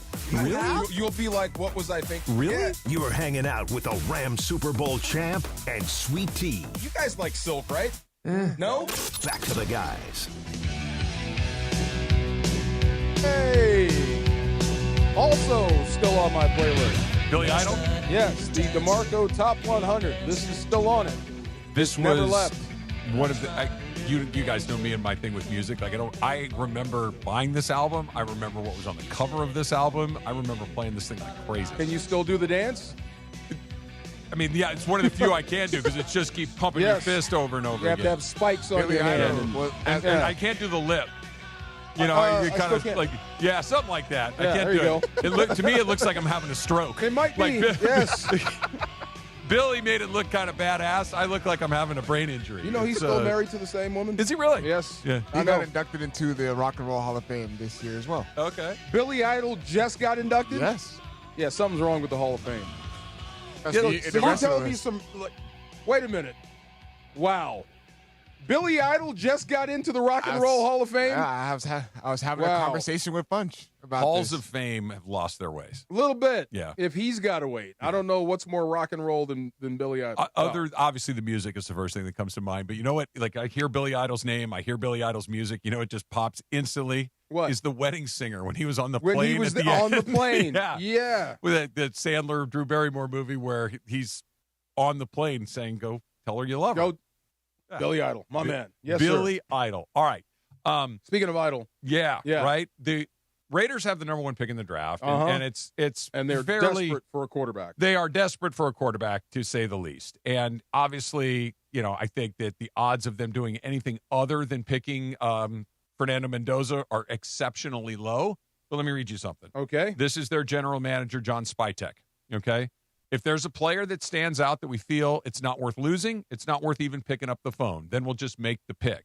He went on to say, but if it's a player that we're not as excited about, or there's a group of players that we would love to pick from, and we can get value to that, we're certainly open to listening to that. Now, he didn't say which group Mendoza falls into, but if I'm an opposing GM of one of the other 32 teams, I might pick up the phone and call and say, hey, which group does Fernando fall into? Are you listening? Even if you've got your heart 99.9999999 set on Mendoza, you still have to listen to all the offers, right? Well, I mean, that would be the Jets, right? And they're picking 2. They would pick up the phone, a right? handful of teams, right? Well, I'm trying to think. The Giants don't need. The Tennessee Titans probably wouldn't do it. Agreed. The Cowboys? Probably not. it's Jerry, but who knows? Yeah, but they got a good quarterback. You got a good quarterback. Cleveland? Sure. You think so? Sure, they don't have a quarterback. Be such the Cleveland thing to do. Absolutely, if would. they did that. Absolutely, yeah. So they're certainly on the list of a team that's a possibility. Commanders are picking 7. I think they're good. Yep. The Saints? Sure. I'd feel bad for him. Yeah, I would too. But if you think Mendoza's the second coming, it's more than you got going right now than Chuck. Okay, here's one. The Chiefs are picking 9th. No. Now, because you have Mahomes. Yeah. But he's not healthy yet. Yeah, but he's going to get healthy. He's going to get healthy. Yeah. I mean, but do you think future down the road, maybe I can Mahomes get has cheaper? got another 10 years on him. I can get cheaper, maybe. I got the best guy in the league. I'm going to keep that guy. Okay, the Bengals aren't going to do it. You got Burrow. Unless they're so cheap that they're like, hey, we can flip Burrow. We can pay this guy because we're going to have to, we can get out of the Burrow deal. We can get a lot cheaper here. Okay. Maybe we can spend. Let me put that in the maybe pile. Yeah, okay. right there. Here's one. Dolphins moving up from 11. Sure. Yeah, I could see that. Sure. Now, if they're calling and we'll give you everything. We'll give you whatever you want. To move up to 1 to take Mendoza, I would take their money. I'd take everything. What about the Cardinals? Sure. Absolutely. You would do that. I would listen to the offer. If I'm the Cardinals, I'm picking up the phone. I don't have a quarterback. I don't have anybody here that I'm Moving married up to. From 12. Yeah. I mean, that would be so Cardinals, too, because you need so much. You do, but you give up so much to get him, and then you'd have a guy that you can't I'm not saying it would use. work. I'm saying it's a call that I would make to see. Look, because, again, these are two teams that are negotiating. Neither one of them have a great deal of track record of success. No. They both probably would crash the bus. No, I'm just trying to think who would actually move up to get him. The Jets would be the only team I think that would be in play to move up one spot just to pick their quarterback. But like I said, I hope the Raiders don't mess this up. You need a quarterback of the future. What would it take you to move out of it if you're the Raiders? What do I have to get coming back? You Two give firsts? me everything. Give me and your dessert at dinner. Okay. Forever for the next 15 years. What was it? Shawshank Redemption? Yeah. I want your dessert for 15 years. Yeah. Same thing. I want all your picks. I want everything. Yeah, I did. For me to move off that pick, especially when it's an area of need and it's the number 1 spot, you'd have to give me everything. Yeah. Is that just because you have the number 1 pick, or is that because you like Mendoza in a specific way? Because I have the number 1 pick and I like Mendoza. There's nothing about him that you don't like. He's big. He's a strong dude. He's not. I like him. He's not a project guy, other than he's going to have to work from under center. But you can fix that. Is that a big deal? It is if you can't do it. Yeah. But it's if you're not used to it, you got to get used to it. I asked this question understanding that I have no idea what I'm talking about. So I'm genuinely just asking. It doesn't seem that hard. Well, it changes the position because think about it. You're under center. You're right there with the defense, and they can smell your breath. Yeah. Right. And you have to drop back to throw. Stafford likes shotgun because he's already back there. I can see everything. Okay. You can process a little bit faster. I guess it would be stretch and wind up. Okay. Which one do you prefer? Okay. Yeah. Yeah. Some guys like shotgun. Okay, but that makes sense. But to balance it out, to make it hard for the defense, go under center. Yeah. Now I'm not sure what you're going to do. When you're already back there, 90% of the time you're going to pass it. Right. And if you run it, it's going to be obvious. So, Right. it helps. He's going to have to learn that. But, no, I wouldn't give up on him or give up that pick for anybody. I would pick that quarterback, groom him, and get him ready to start sooner than later. Because by the time he's ready and probably playing good, how old is Mahomes going to be? Andy Reid's surely not going to be there. Andy Reid's probably. I think Patrick Mahomes will play another 10 years, especially when you're seeing these older players like Stafford, like Breeze, like Brady, like Rodgers, like the really elite guys are playing into their 40s now. Sure. Patrick Mahomes is 30 years old right Yeah. now. Okay, I think he's got 10 more. You're going to start to, I guess, come back to the Yeah, like but Aaron I'm Rodgers. not putting Mendoza on ice for a decade. No, not for a decade. Yeah. But by the time he hits his stride, where you get let's say you take your first year as a redshirt, then you spot start him in year 2. Over Mahomes?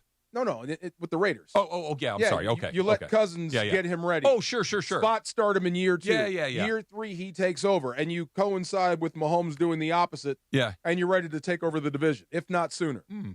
Interesting. You know what I mean? Now I'm with you. Yeah, Okay. that's how I do it. I would never give that up. You have a chance to actually get right. I think the best thing that can happen for any of those young quarterbacks is to not play right away. Is to sit there, watch, learn, especially if you've got a Cousins type guy in there that understands the assignment, right? I want to play as long as I can. I want to make the money as long as I can, but I also understand I'm not here for the next 5 years. I'm here to get you ready. This is what I'm doing. Here, download my brain as best as you can. Let's do this together and learn, especially on a bad team like the Raiders, who are going to have all sorts of problems. Don't get him murdered back there the way that David Carr got, Derek, whatever one, David Carr got annihilated in Houston because they couldn't protect him. Yeah, 78 sacks. Yeah, he's running for his life every here's Sunday. the thing. I wouldn't start him right out of the gate, wouldn't put the pressure of the world Me on neither. him, but I'd let him compete. Oh, sure. Now, if you win the job out of camp, so be it. Yeah, If you're ready for it early, I'm not going to wait. Go for it. But, I mean, let him learn. It would have to be so blank and obvious. Yeah. You know what I mean? Like, if it's 60-40 to the Mendoza, Cousins, you're my man. We're gonna do this. It's got to be like 90-10 to the Mendoza. Yeah. Like, this is crazy. I'm going to lose the locker room if I don't play this Or you guy. give him a start, and he looks like Ohtani on the mound. It's like, okay, you're good. Yeah. Yeah, go maybe. ahead. Go. There are some guys that just have it right out of the chute. All he needs is an opportunity. Yeah. And like you said, just don't put the pressure on him to start right away and let him get his feet wet. And then when he's ready to go, let him go. I just don't trust the Raiders to do the right thing. There's no way they mess this up. You can't. They're handing you your franchise quarterback. I hear you. Yeah. I understand what And you're his name saying. is Mendoza. Come on. I hear all of this. What I'm saying is the Raiders have been bad for a quarter century. Why is now the time they're not going to be? They never struck me as stupid. Why not? Like Cleveland would come up as the Raiders have done nearly as many stupid things as the Cleveland Browns have. Okay, but betting on Geno Smith and having that blow up in your face, that's not dumb. That's just we were all shocked. Pete Carroll getting washed out in a year. Totally agree. Shocked. I agree. That was last year. What about the other 24? Okay, there's some stuff in That's there what I mean. that It's you like might. something's in the water there. Something's in the Raider DNA. But Cleveland with Manziel, with they're Watson, dumb too. I'm not saying that they're. I'm saying they're both quarter century of really bad decision making. Okay. So I'm going to need at least a couple of years of that worked. Okay, that worked. And like now it's like we're headed somewhere. This has just been. Well, I thought it was with Pete Carroll. Yeah. Here you are again. I did but too. I think this would be something that you can't screw up. Yeah. Even the Raiders. I hope not. But with the Rams, and real quick, just at that 13th pick, and you'd have to think this is a part of your draft strategy. You saw the uniforms. Yes. The Rams unveiled the new uniforms, right? I have thoughts. I'm sure you do. I'm sure you do. But this is, I've heard people from the other, why do you keep changing your uniforms? Just go with one thing. Well, that's nice if you're in Baltimore. That's nice if you're in Pittsburgh. This is L.A. You're going to have to keep making yourself, hot and what do you relevant. Yep. I think that would creep into your draft strategy too. That would give you some insight as to who you might draft and who might be available and what that might do for the team. Let's do that. Even off the field. Let's talk about that. We'll get into that coming up about 15 minutes from right now. We'll do that around 5 o'clock. Sam Batesh is going to join us, give us all the NHL playoff scenarios. Sam and I may have beef as soon as this weekend. We may be at odds very, very quickly because we root for different hockey teams that may run into each other in the first round. We'll get to that, but we got a little tip or no tip is coming up next. But let me remind you, if you want to see an Angels game, you want to see the Angels take on the Rangers, how about this? 877-710-ESPN right now. If you're caller number 7 and if you're caller number 10, you will win a pair of tickets to see the Angels and the Rangers on May 22nd. All fans in attendance will receive a free Pechanga Resort Casino Angels hat, so don't miss your chance to be there. The excitement of Angels baseball lives on ESPN LA, and Pechanga Resort Casino is taking you to the game. Give us a call, 877-710-3776. Right now, caller number 7 will win a pair. Caller number 10 will win a pair. Tip or no tip coming up next. It's DeMarco and Travis, ESPN LA. Purple and gold playoff energy. The playoffs are here, and it starts with Game 1. All eyes on LeBron James, ready to carry the load on the biggest stage. Fall away 17-footer good again. LeBron has dialed back the clock. Standing in the way, Kevin Durant and the Rockets, hungry to steal Game 1. Pregame starts Saturday at 4 p.m. The Lakers' postseason push happens right here on 710 ESPN and the ESPN LA app. Are you thinking about refinancing your home for a lower monthly payment? It looked like rates were coming down, only to jump back up when the fighting started in Iran. In fact, mortgage rates have been very volatile with the ever-changing world news. The Loan Exchange has a suggestion. Contact us now and we'll process your refinance application for no charge, including doing an appraisal. You tell us at what rate you'll close with no closing costs at all. When the market drops to that rate, we'll notify you, prepare your closing documents, and close you at that rate in about 5 days. Pretty simple. We watch the market for you so you don't miss a short window of opportunity. If the market doesn't get there, your downside is that you wasted about 2 hours of your time, but get a free real appraisal. The upside is that you get the rate you want. Now that makes sense. So go to theloanexchange.com and apply without cost or obligation. Theloanexchange.com. NMLS 1637539. Loan subject to credit approval. See website for licensing information, loan terms and conditions. Equal housing lender. Theloanexchange.com. Adam Schefter here. Did you know the average employer sorts through about 250 resumes for one job opening? Well, if you're hiring, here's good news. You can now review resumes and applications faster thanks to ZipRecruiter. With ZipRecruiter's new feature, qualified candidates who are very interested in your job show up at the top of your list. No wonder ZipRecruiter is the #1 rated hiring site based on G2. Try it for free at ZipRecruiter.com/sports. That's ZipRecruiter.com/sports. Smalls here. What if you could enjoy the flavor of a cocktail without the alcohol? Meet RK Zero Proof, a pioneer in the alcohol-free spirits category that delivers bold taste and a warming sensation, but with zero alcohol, zero sugar, zero carbs, and 0 calories. So you can celebrate with friends, unwind after a long day, and wake up tomorrow feeling great. It's all the ritual of a drink without the regret. Discover RK at rkbeverages.com. That's ARKAY beverages.com. RK, the spirit without the alcohol. And it is the DeMarco and Travis afternoon show. 4 o'clock in the Southland. You know what that means. Time for Tip or No Tip. Tip or No Tip. With producer Laura. Tip or No Tip time. Take it away, producer Laura. Thanks, Chris. All right, so when I saw this story, it made me happy and sad all at the same time. So we are aware that Dodger giveaways are like the hot commodity. They make people lose their minds. Yes. Whether it's the Ohtani bobblehead, the Yoshi bobblehead, or maybe a sweater. They had cool Jackie Robinson giveaway last night. Oh, they did. Yeah. Did you get it? I did not. I didn't get there in time. Oh. Yeah. Oh, okay. Yeah. I heard Shohei's Jackie Robinson jersey from 50-50. Okay. Was $310,000. What? Crazy. Okay. That's wild. But, when the Dodgers started, they had a back-to-back, like a hoodie that they gave out. I think it was literally like within the first few games that they did that. And it went viral because it was a gentleman who was seen taking multiple hoodies. And people are like, see, this is why we can't have nothing good. People are reselling and the staff is allowing him, blah, blah, blah. It just was negative. Turns out he wasn't reselling. Turns out he is a teacher who refused to let his students just not get the giveaway. I don't know the full details because this is on Threads, but essentially the 30 kids couldn't make it to the game, but he wanted those 30 kids to get the hoodies. So he got eaten alive for no reason. So tip or no tip, we are too quick to jump to conclusions sometimes as human beings. Oh, God, tip. Absolutely. See the whole video. Well, it doesn't matter. The video everything. didn't give you, the video wouldn't have told you that's what he was doing. But I jump to conclusions all the time. I take the bait all the time. And then I see the extended video and I'm like, I feel like a jerk now. So yes, tip. Yeah, I'm tip too. And I'm as guilty of it as the next guy. Yep. And unfortunately, my factory settings are, I'm pessimistic and I think everybody's trying to do something terrible. Correct. I wish I didn't, but I do. Yes. So when I see something like that, I'm like, look at this. You know what? Taking the, leave something for somebody else. And he was trying to do a really nice thing for a lot of kids. This is why I don't push tweet. We stink. Yeah. We all stink. We all stink.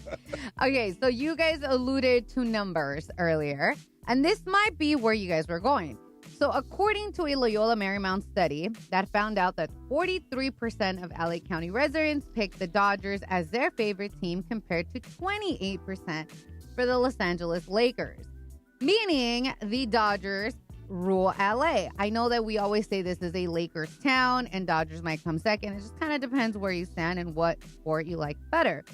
But that's probably one of the largest gaps ever reported within the survey's history. I know in 2014 they did it and the gap was way shorter.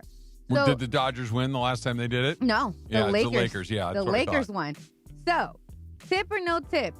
You agree the Dodgers have officially taken over LA. This is a topic that has fascinated me for years. Like, who's the top dog in the city, right?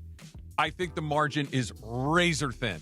And I think it always is razor thin. I don't think that there is any team that has really pulled away from the other, regardless of what this study says. The Dodgers are going to win right now because the Dodgers are the hottest team in sports, right? They might get a three-peat coming up here before too long. So they're front of mind. But had you done this in the late 1990s, the early 2000s, when the Lakers were winning a three-peat, it would have been the exact opposite. You know what I mean? It's just, I think it is the thinnest of margins between those two teams. I really think it's as close as 50-50 as it could possibly be. I don't know if you could ever separate it. This is recency bias because of the Dodgers' success. You think so? I do. I think that there are as many Laker fans here as there are Dodger fans. Remember the 80s and the Mr. T phenomenon? Mhm. He was the biggest star in the world. Yep. Mr. T is a Dodger. It's Ohtani. He's must-see TV. Yeah. You can't miss. I think he's the biggest star in town right now. No question. Yeah, I think that follows those numbers. Mhm. So I did think, where are the Rams on that?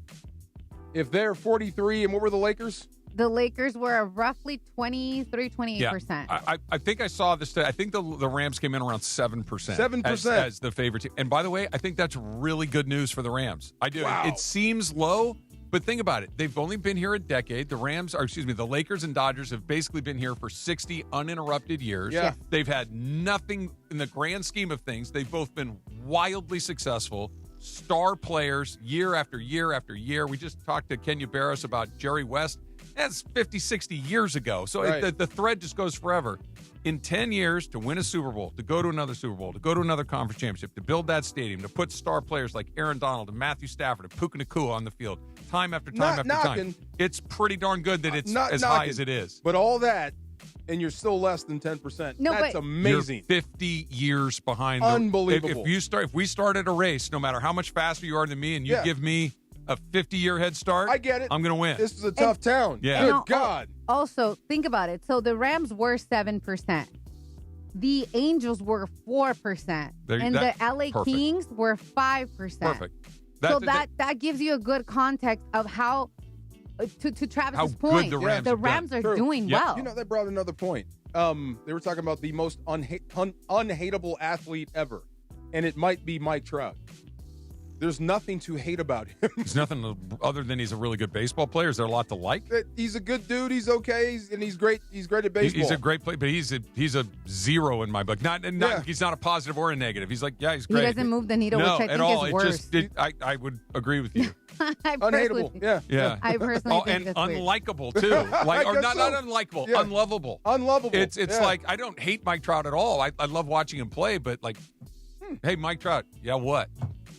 Like, it just doesn't move me either way. That Stephen A. thing. He said Kawhi is the worst superstar of all time. Yeah, I don't agree with that. I wonder if you can put Trout up there. He might be one of the worst superstars. I made that comp when you Did you? brought that up. Oh, yeah, yeah. it was like, that's like Mike Trout. No, here's why that's not right. Mike Trout won the MVP 3 times. Okay. Like, Mike Trout. But you might want him to crow a little bit more about the team being better. Quite frankly, the opposite. I would want him to crow about the team being crappy. Well, yeah, same thing. and Yeah, say, yeah. hey, you know, dude, can we fix this, please? Or I got to get the the same heck as out. Kawhi. But that was kind of my comp to that. Yeah, the yeah. fact that these are Yeah, amazing superstars and they're just in the radar of not moving your needle. Yeah. Okay, so I'm a huge Starbucks person, as you guys may or may not know. You get And another cookie milkshake today? I did. I sure did. So this came up because I'm a huge Pixar fan and I'm super bummed. Starbucks teamed up with Toy Story 5 for a new collab. It includes themed drinks, tumblers, cups, and snacks. Here's a catch though, guys, which sucks. It was only launching in Korea. Oh. So my thing is, I want to buy know. a plane ticket. No, it's not even about that. The people were reselling it on eBay for like because it came out yesterday for Okay. like all these insane amount of money. But I'm like, I don't want to know about it here if I can't get it here. Don't even put it in my radar. So tip or no tip, if it's not available near you, meaning AKA like in your orbit of the U.S., why even put it in my algorithm? I think that's a tip. If I can't get it, why tell me? That's Yeah. a tease, right? Yeah. Yes. But, I mean, you can still get it. You're just going to have to pay through You're the gonna have nose to dig. get it. Yeah. You're going to have to dig. I'm Yeah. not doing eBay, bro. I remember my mom and dad lived in Chicago when I was an adult. I'd been out of the house for a long time, but I'd go visit my friend. And you would see like promotions locally for like, oh, that's a great idea. It's like, Chicagoland restaurants only. I'm like, well, that sucks. Oh, yeah, right. I want to be able to do that when I get home. I don't want that just to sit here. So yeah, that's a tip. Wrestling used to do that. Oh yeah. Oh, did it? When TBS would broadcast, and I didn't know anything about TV. I thought the Braves were right around the corner. Yeah. But they would say, okay, the match is at the Omni. I'm like, Mom, can we go to the Omni this Saturday? Boy, that's in Atlanta. We can't get there. What do I know about geography? I don't know. Yeah. Okay, that's a you thing. That's not funny. a TV thing. I just want to see Dusty Rose. He's in Atlanta. That's okay. a you thing. All right, do you guys want another one? Hit me one more Okay. time. So this one's a little bit more serious. Tiger Woods is in a legal battle right now, and it's not about golf. It's actually about privacy. The prosecutors want access to his prescription drug records after his recent DUI-related crash in Florida. They're asking for details like dosages, number of pills, and warnings about driving. Mm-hmm. Obviously, Tiger has pleaded not guilty, and his legal team is pushing back really hard. So, as you know, the case is now about, I know it stands about DUI, but it's like privacy versus prosecution. And obviously him being such a public figure, those things are going to leak, and it sucks. So, tip or no tip, medical records should be off limits. It's just a little too far. I guess I'll go tip on that, but I mean, I don't know. Do I really care about what he took?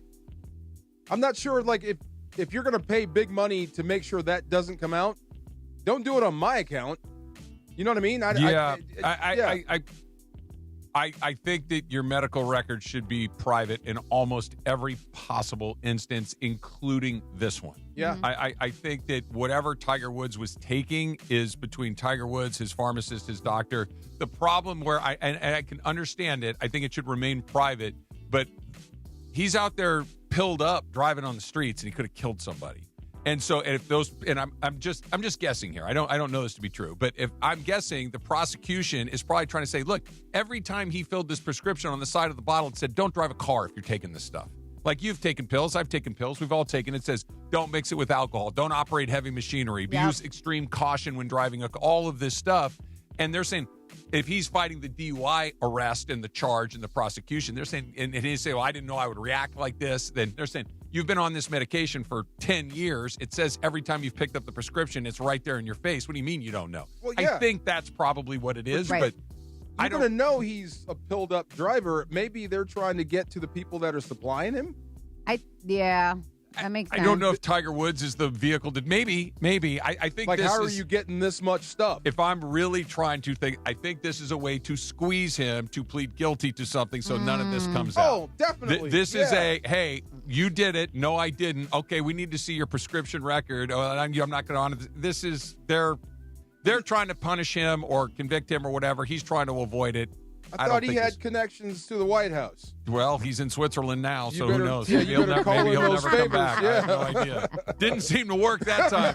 It was arguably one of the most boss moves I've ever seen in my life, but it was also one of those, I don't think that's going to work, dude. They know who you are. I think so. Yeah, you know what's so weird about that video? What? Funny's the wrong word, but just like, oh, man.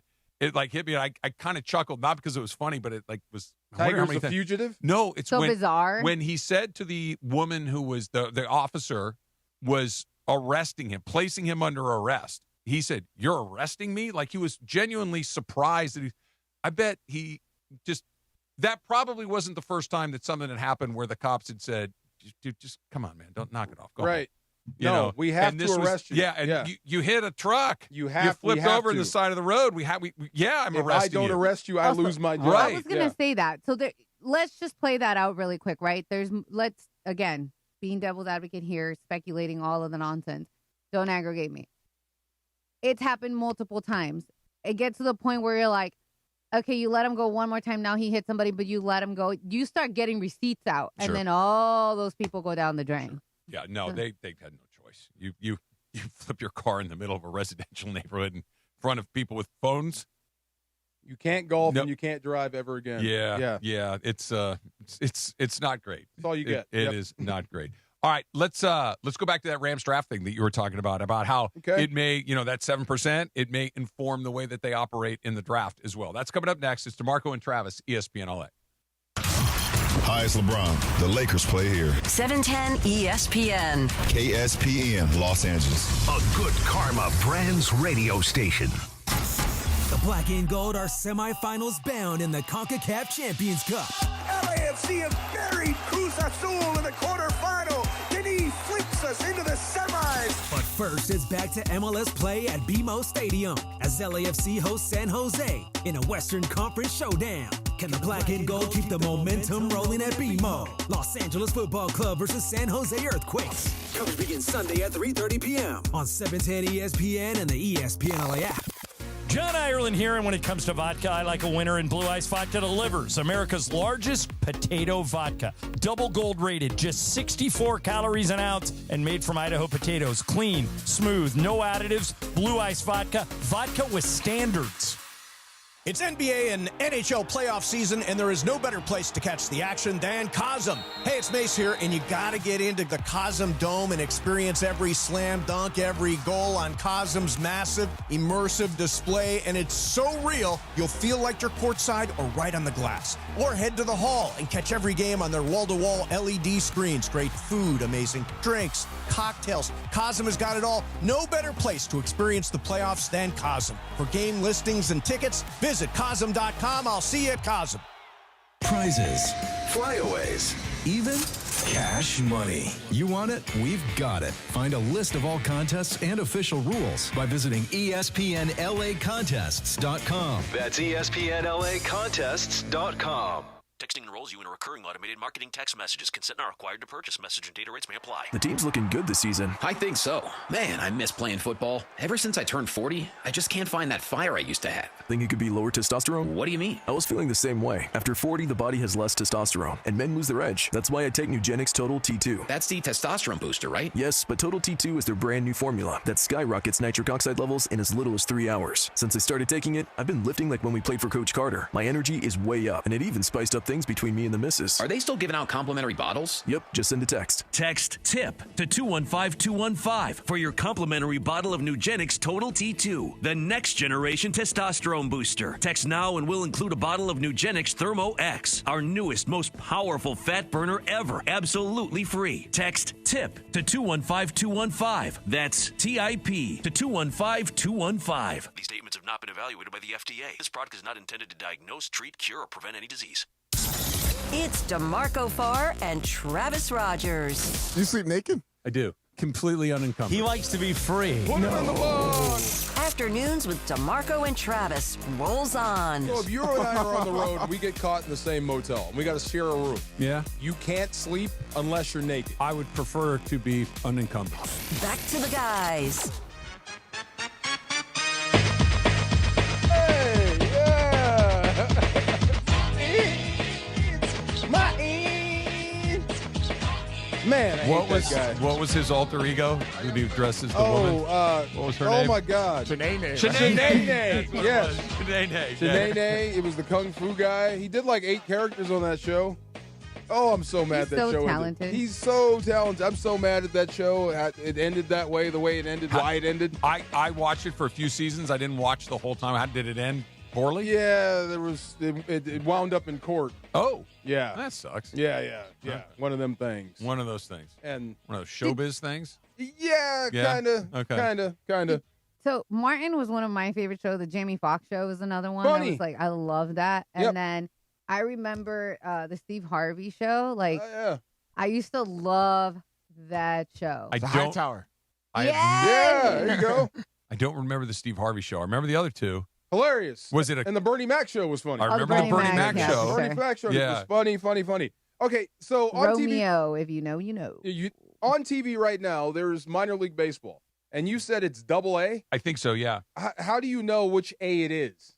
Well, you said it was the Texas League, and I believe it says Texas League. Yeah, I think just from memory, I know that You the have to Texas know. League is Okay. AA baseball. So if you're like 35 and in the Texas League, that's bad. I would bet you there is not a single 35-year-old in the Texas League. If in fact it's AA. If it's AAA, maybe there's a guy. Once you're at about 30, the ride's about over unless you're in the big leagues. Okay. Single A, if you're pushing 30. Oh, no chance. No 30. No chance at all. No. Okay. Those guys are Single A is for young. guys that just got drafted. They'd just come out of high school. They'd just come out of college. They're anywhere between 17 and 20. Okay. 21. I met a guy. Yeah. It was at that wrestling match I went to, and he wants to do a documentary on himself. He's 55 years old. Okay. And he plays arena football. Okay. Like right now, Yeah. he's playing arena football. I'd watch that. And it was cool. It was admirable. It was awesome. There he is. He's running down on kickoff. He's actually playing football at this age. When I have to get up off the ground after I do push-ups, I have to take like a 3-step process. Yes. The idea of running down and getting smashed And on a tackling kickoff people. coverage. Right. Or cutting. No. Right. Exactly. Hey, let's cut to the chase. Running fast. Thank you. Yeah, walking fast is a challenge. I can run fast. I just can't turn. I have to go out to the driveway. But Yeah. if you're 55 and playing arena ball, You want to. exactly. You want That to. is the best. Thank you, Travis. Yeah. You really want to do it, Yeah. and I think that's what pops through. Yeah, no, Okay. minor league baseball is a hard life. It's Yeah. you don't make any money. The accommodations are lousy for the most part. I keep And hearing the pay is you get to play. You're betting on yourself. That's it. Okay. You're betting on yourself that you're going to make it to the major leagues where all the benefits are extraordinarily awesome. But until you get there, it's a hard ride. grind. Wow. Yeah, there's wow. a few bonus babies that have a little money here and there, but man, I mean, your story. I kept following the story about the young guys getting paid. Oh yeah, how about that? Making big money right out of the gate. This is not making people happy. No, well, it may be. It's either, like I said yesterday, it's either a brilliant plan or it's a disaster in the making. Wow. Those are the only two options. I'm not sure which guy it was, but he had a press conference talking about this was his dream. Probably Connor Griffin. It might have been. Yeah. Thank you to my parents because you spent a lot of money to get me here. And, I think that's Connor Griffin. And part of that is me watching, like, what are we celebrating? That you just hit the lottery? Because you haven't done anything yet. Not in the big leagues. Right. Now, he's a phenomenal talent, and he may turn out to be the second coming of Alex Rodriguez. Right. I don't know, but he also may turn out to be the second coming of the guys we don't know. We are celebrating the biggest gamble this team has ever taken in their life. So I'm going to throw a name at you guys. Does anybody remember Brandon Wood? Just the name. Okay, you remember Dallas McPherson? Just because of the name. Yeah, these were guys that were going to be the next big thing for the Angels. And they were incredible minor league players. Like, they were just lights out in the minor leagues. They got the biggest, like, oh, yeah, they can't play here. Wow. They're not good enough. And I'm not All saying it's going to happen to guaranteed. these guys, but nobody knows anything. $140 million? Yeah. For a guy who hasn't done anything yet. Not yet. They're betting on him. Kids, You put talk down about- the football. Talk about pressure. Right? Like, Oh here's my the God. thing. Like, Kyle Wait, Tucker. For who? For everybody. For the player? Oh, yeah. I'm chill now. No, what do come I on. have to worry about? I got $140 million in the bank guaranteed. You're not going to go hungry. I Right. understand that. Your kids aren't going to have to take loans to go to college. I understand that. But the first time you go 0 for 4 in front of the home crowd, they're like, what the hell did we just buy? Boo. I'd be okay with it. Yeah, I don't know, man. You can't hear me in my Ferrari. There's a ton of pressure. Every time you pull in, there's a line of people telling you suck. Every time you go to the grocery store, you're a bum. We should have never done that. You leave. It would be hard. Yeah. But the headphones. I'm not saying that he won't be able to buy a nice house. Right. What I'm saying is going to work every day may be you miserable. have to go live up to that deal, but Yeah. the pressure is really not on you. It's on the team. It's on him to perform. Right, but the team is like, I need you, I hope, because we look silly. You can't take the money back. Nope, not in baseball. Wow, that's it. He gets every penny. Unbelievable. He Yeah, gets every last I just penny. remember this happening in football. You may wind up with Jamarcus Russell. It happens all the time. Yes, $40 million it guaranteed. happens all the time in every sport. It does. I'm sorry. It's crazy about Jamarcus Russell. So he went on a podcast earlier Recently? this week. Oh, yeah? Recently. And he was just talking about how they acknowledge him and stuff in outside settings. And he was like, it gets really frustrating because they go like, oh, that's Jamarcus Russell. That's the bus, the draft bus for the Raiders. He said he hates it when people tell him that. Yeah. Well, how else are you supposed to greet him? He just You said can't that. say, He said Jamarcus, I'm your number one fan. Probably not a lot of those. That's what I'm saying. But, I mean, that is just interesting because that's what he commented on in the podcast with how frustrating it is. He goes into a public setting and then they're all like, oh, yeah, I know Let's Jamarcus. pretend. Well, if he had Jamarcus Russell, what would be your first question? How you doing? Okay. Yeah. I'm doing great. Yeah. So what the hell happened? Okay, let's get into it. Yeah. Like, what happened, right? Well, Yeah. see, Jamarcus Russell is a little bit like I want to go back to baseball for just a second. Yeah. There was a guy by the name of Todd Van Poppel who grew up in Texas. I remember Van Poppel. He was the next Nolan Ryan. Sports Illustrated. Sports Van Illustrated. Poppel. The next Nolan Ryan. Didn't work. Yeah. And so, but through no fault of his own, he wasn't as good as people thought he was going to be. Jamarcus Russell was lazy. Jamarcus Russell was out of shape. Jamarcus Russell did not put in the work. Jamarcus Russell, at least in large part, his own career. Dug his own grave. Yeah. This wasn't just that he went, I'm trying to think, like Johnny Manziel dug his own grave. Yeah. Right? Long time ago. Some guys just aren't as good as we thought. They're like, Eric Crouch. I don't know, just wasn't good enough. Wasn't good enough to play. It's not like he blew it. He just wasn't good enough. It just did not wasn't work enough. out. Right, yes. Yeah. Troy Davis comes to mind. Remember that running back? Sure. 2,000 yards in college, and he was kind of average. Just never know. Yeah, it just happened. Yeah, I'm with you on that. That's take funny. me through the Rams draft strategy. You're talking about like the relevancy portion of the decision. It's twofold, and you always have these things. Like I told you the story about Aaron Donald when the whole room was split. Yeah. And this is one of the greatest players we ever seen. But you have to convince everybody. This is why the draft rooms are so hard. But sometimes it comes down to 2 or 3 players that everyone likes. So at 13, you may have the tackle, you may have the receiver, you may have a cornerback or whatever. And they're all graded out about the same. And they all have the same opportunity to play right away here. But what separates them, right? In this market, it may be sizzle. Does this guy put butts in seats? Which is why I would give the nod to Mekhi Lemon if it's close. Say him and another receiver or a tackle. Because he can score touchdowns, because he's local, both? Because he's SC, he's local, he scores. Yeah. We hit on all 3. We can sell his jerseys. All that stuff matters right now to the Rams. It really does. We talk about the uniforms. You talk about 7%. You're still growing that. Yeah. All that stuff matters. If it's close, and the one thing that puts it over is I think this guy actually sells more tickets at SoFi. Him. You took me right to where I wanted to go, which is, what if it's close, but the other guy is the non-sizzle player is 5% better than the sizzle player?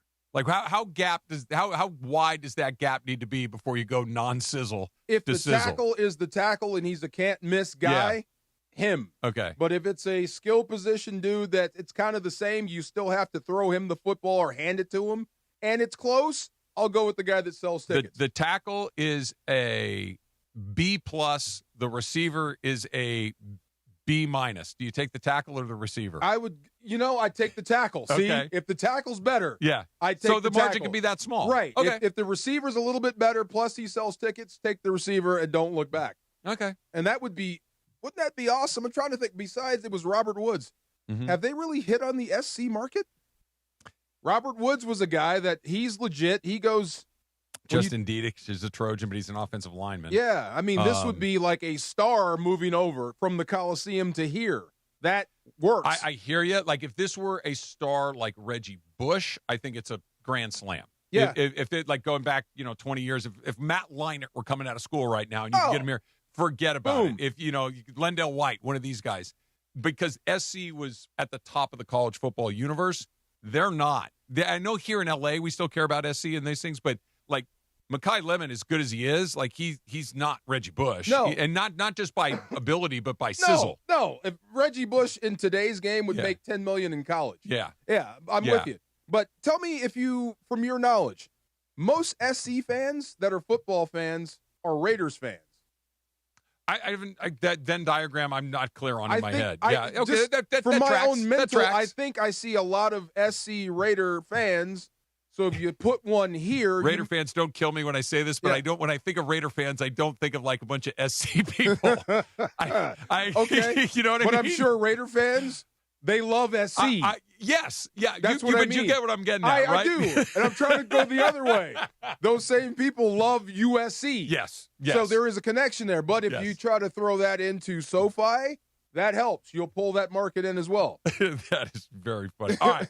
It is a Kings game day. The regular season finale. It's the final day of the regular season in the NHL. The Kings are in the road in Calgary to close it out. Coverage starts at 5:30, leading you right up to puck drop at 6. After the game, keep it right here for Kings Talk with Sam Batesh. Sam Boney will be with you. your spot to react and break it all down. You can catch every moment on ESPN LA 710 and the ESPN LA app. Just tap the Kings play-by-play tile, home of the LA Kings. You coming on in, Sam? Hop in here. Let's go. You and I, we're going to hash this out. Oh, my goodness. There he is. We're going to figure this out. We're going to put the foil on. We're going to drop the gloves. Yeah, we're going to put the foiling up, Coach. Going to be some red ice. Let's go. Who's going over the boards? So here's the scenario. Sam, welcome back to the show. Tonight's the final night of the regular season. It is. It comes down to this. Game 82. Did you know they're going to 84 next season, by the way? I did not know that. Yeah, there. Okay. It's interesting. And it's actually it's for a reason that you and I are going to talk about. It's about rivalries. Okay, good. I like that. The Ducks are in Nashville. Yes. The Kings are in Calgary, or as the Canadians like to say it, Calgary. Calgary. The Calgary Flames. Calgary Flames. There is a scenario. Follow this. Here's what has to happen tonight, DeMarco. This took a while, by the way. By the way, this is good research right here. Is what this is. If the Kings win in regulation or overtime, if the Oil loses in regulation, they can't lose in overtime. Correct. They have to lose in regulation. No points. If the Ducks win in regulation or overtime, the Ducks will host the Kings in the first round of the NHL playoffs. Please let that happen. The fact that the Kings were not a playoff team 10 days ago. Yeah. And there's actually a scenario in here where they host a playoff series. Yeah. This one, I mean, again, you'd be playing in Anaheim, so it's not that different, right? Essentially, who's the host? It's all LA. That's great news. But this was so not a possibility 10 days ago. Travis, I mean, think about it. Your Ducks were actually one of the sweetheart stories of the season. They were leading the Pacific Division. They've had nobody saw them coming for this. And actually, when you look at the playoff standings, this is interesting, DeMarco. Look at all of the playoff teams, and there's a column called point differential. Mm-hmm. Every playoff team is in the green, right, in the positive. There's two teams that had a negative point differential that are playoff teams. You and me, Travis. Those two. Kings and Ducks could go at it. How do you explain that? Grit, guts? No, it's so in the Kings' case, they just haven't scored a ton of goals. Yeah. So it's easy. You're in that margin constantly. For the Ducks, they've actually overcome bad goaltending. So it's different. They've gone about it in different paths, really. Yeah, when they lose, they lose. Yeah. And they win some. The Ducks have been very good in extra time. They've been very good in shoutouts. They've been very good in overtime, and that's kind of saved their bacon. And quite the opposite for the Kings. Yeah. Even look at this. So this is interesting, Travis. So first of all, when it comes to the standings, the reason this gets so complicated tonight, but also so fun, is that the tiebreak is not even head-to-head, which I think is kind of garbage. That should be the first tiebreaker always. It's the fifth tiebreak in the NHL. So there's something called regulation wins. To your point about the Ducks winning in overtime or in a shootout, they've collected a lot of points that way. The Kings set a record this season for the most games in overtime, 33.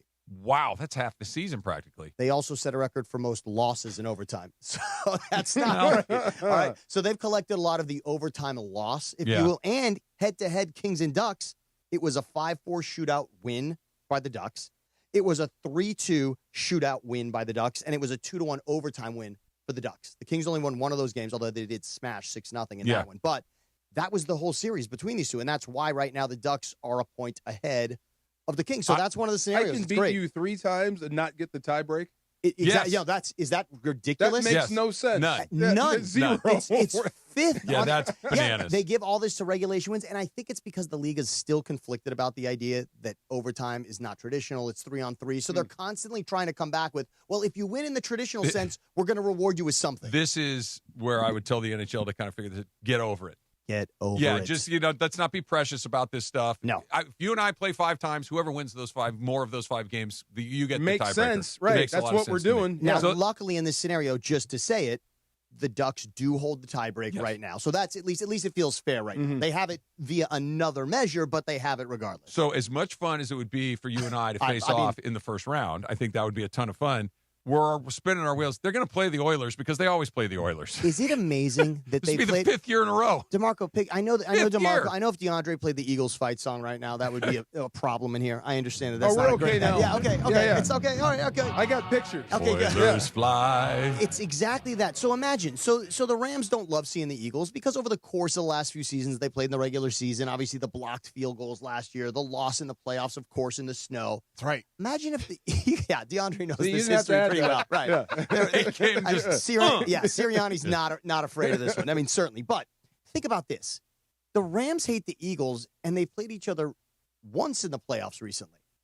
Imagine if they played each other 4 times, and all of those 4 times over the last 4 seasons, the Rams lost all 4 of those games. And now this season, they were headed to a 5th matchup, which could happen very easily. The Kings could play the Avalanche, which is probably the most likely situation. I would say likely. If they lose, they play the Avs. It's set in stone. Easy. If they lose, they're playing the Avs. There are multiple situations or scenarios where they could end up playing Edmonton. And I love how you laid it out. It's like it's not only they got the best player in the world, they have another one of the best players in the world in Draisaitl. So it's a bad draw. They've been playing better of late, so they're coming on hot. And the Kings, like you mentioned, kind of scraped their way in the last couple of weeks. Big time. I mean, not only this, just to say it, the Kings had a 5-game win streak right now at the end of the season. You know how many times they'd won 5 games in a row all season? None. Bagel. Yeah. 0. Wow. They won 4 games in a row in the first month, and then not again until the end. They won 5 in a row, and that put them in this position. Why are they playing so much better? Yeah. Well, okay, very simple. I looked at all the games against these opponents because I was so fascinated with the head-to-head. Only one of these games, the 1-0 win over Edmonton recently, involved the new head coach and the new star player, Panarin and DJ Smith, because Hiller was out. I talked to you guys about that, and I talked to you guys when they got Panarin. Bottom line is, this team, go ahead and throw everything out that happened before the final 26 games, because the final 26 games, that's involved Panarin, who is head and shoulders their best player, and the new coach. There's not a lot to say the points necessarily stacked up for him, but when you look at how this team plays, better than when Hiller. I will never understand why hockey is so specific in this regard. Like every sport fires coaches. Every sport will change course in the middle. It's not uncommon to fire a manager in baseball or a head coach in football. It happens, and it happens in hockey too. But hockey seems to be the one sport where if you fire the coach, it's almost guaranteed that you get hot. It's the weirdest phenomenon. Do you have any rhyme or reason to it, Sam? So my only rhyme or reason is this, is that generally a new coach will come in, he wants to tweak the lines. And I think what happens is a new coach, you're thinking, like, what are the ways I can affect this team? Well, one of the first is you look at the lineup, right? I mean, if you were a baseball manager, wouldn't you do the same thing? You'd probably say, well, maybe this guy's not batting in the right spot. Yeah, but it doesn't work in baseball. And yet in hockey, sometimes, now this one's real obvious. You know what DJ Smith did? He said, well, why wouldn't we have Kempe and Kopitar and Panarin on the same line together on the top line, our 3 best players? Guess what? That has made a difference. He committed to that line. It made a huge difference. And they've also been, in this case, they've been out hitting their opponents. Now, in baseball, that's obvious. In hockey, it's a little weird. Hitting can be also one of those things like tackles in football. You could be trailing and having a miserable day, and you've got a ton of tackles, right? I mean, if you're in the secondary tackling guys all day, what does that mean? I mean, something stinks about the defense. So it's not necessarily... A corner with a lot of tackles ain't good. Bad news. That means you're getting picked on. Yeah. So it's really strange. I can't say it. I'll only say this. As great as the story is for DJ Smith, look at the top of the Pacific Division right now. The Vegas Knights. So the Kings thought they made a bold move with a month to go in the season. We're firing our head coach. And everyone says, wow, oh my God, that's a lot of time.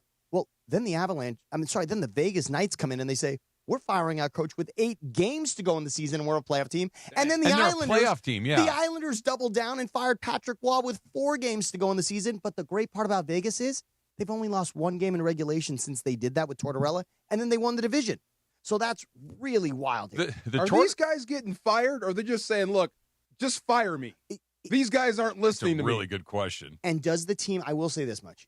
If you look, in fact, one of the games against the Oilers was an 8-1 loss the Kings had, and that ultimately spelled the end for Jim Hiller. You wonder sometimes if the team does kind of say, like, we're done here. And they want to give a nudge to management and say, look, this ain't working out. And I think that does happen. I think management's listening to the players, likely, Travis, in this, and they say, we need a change.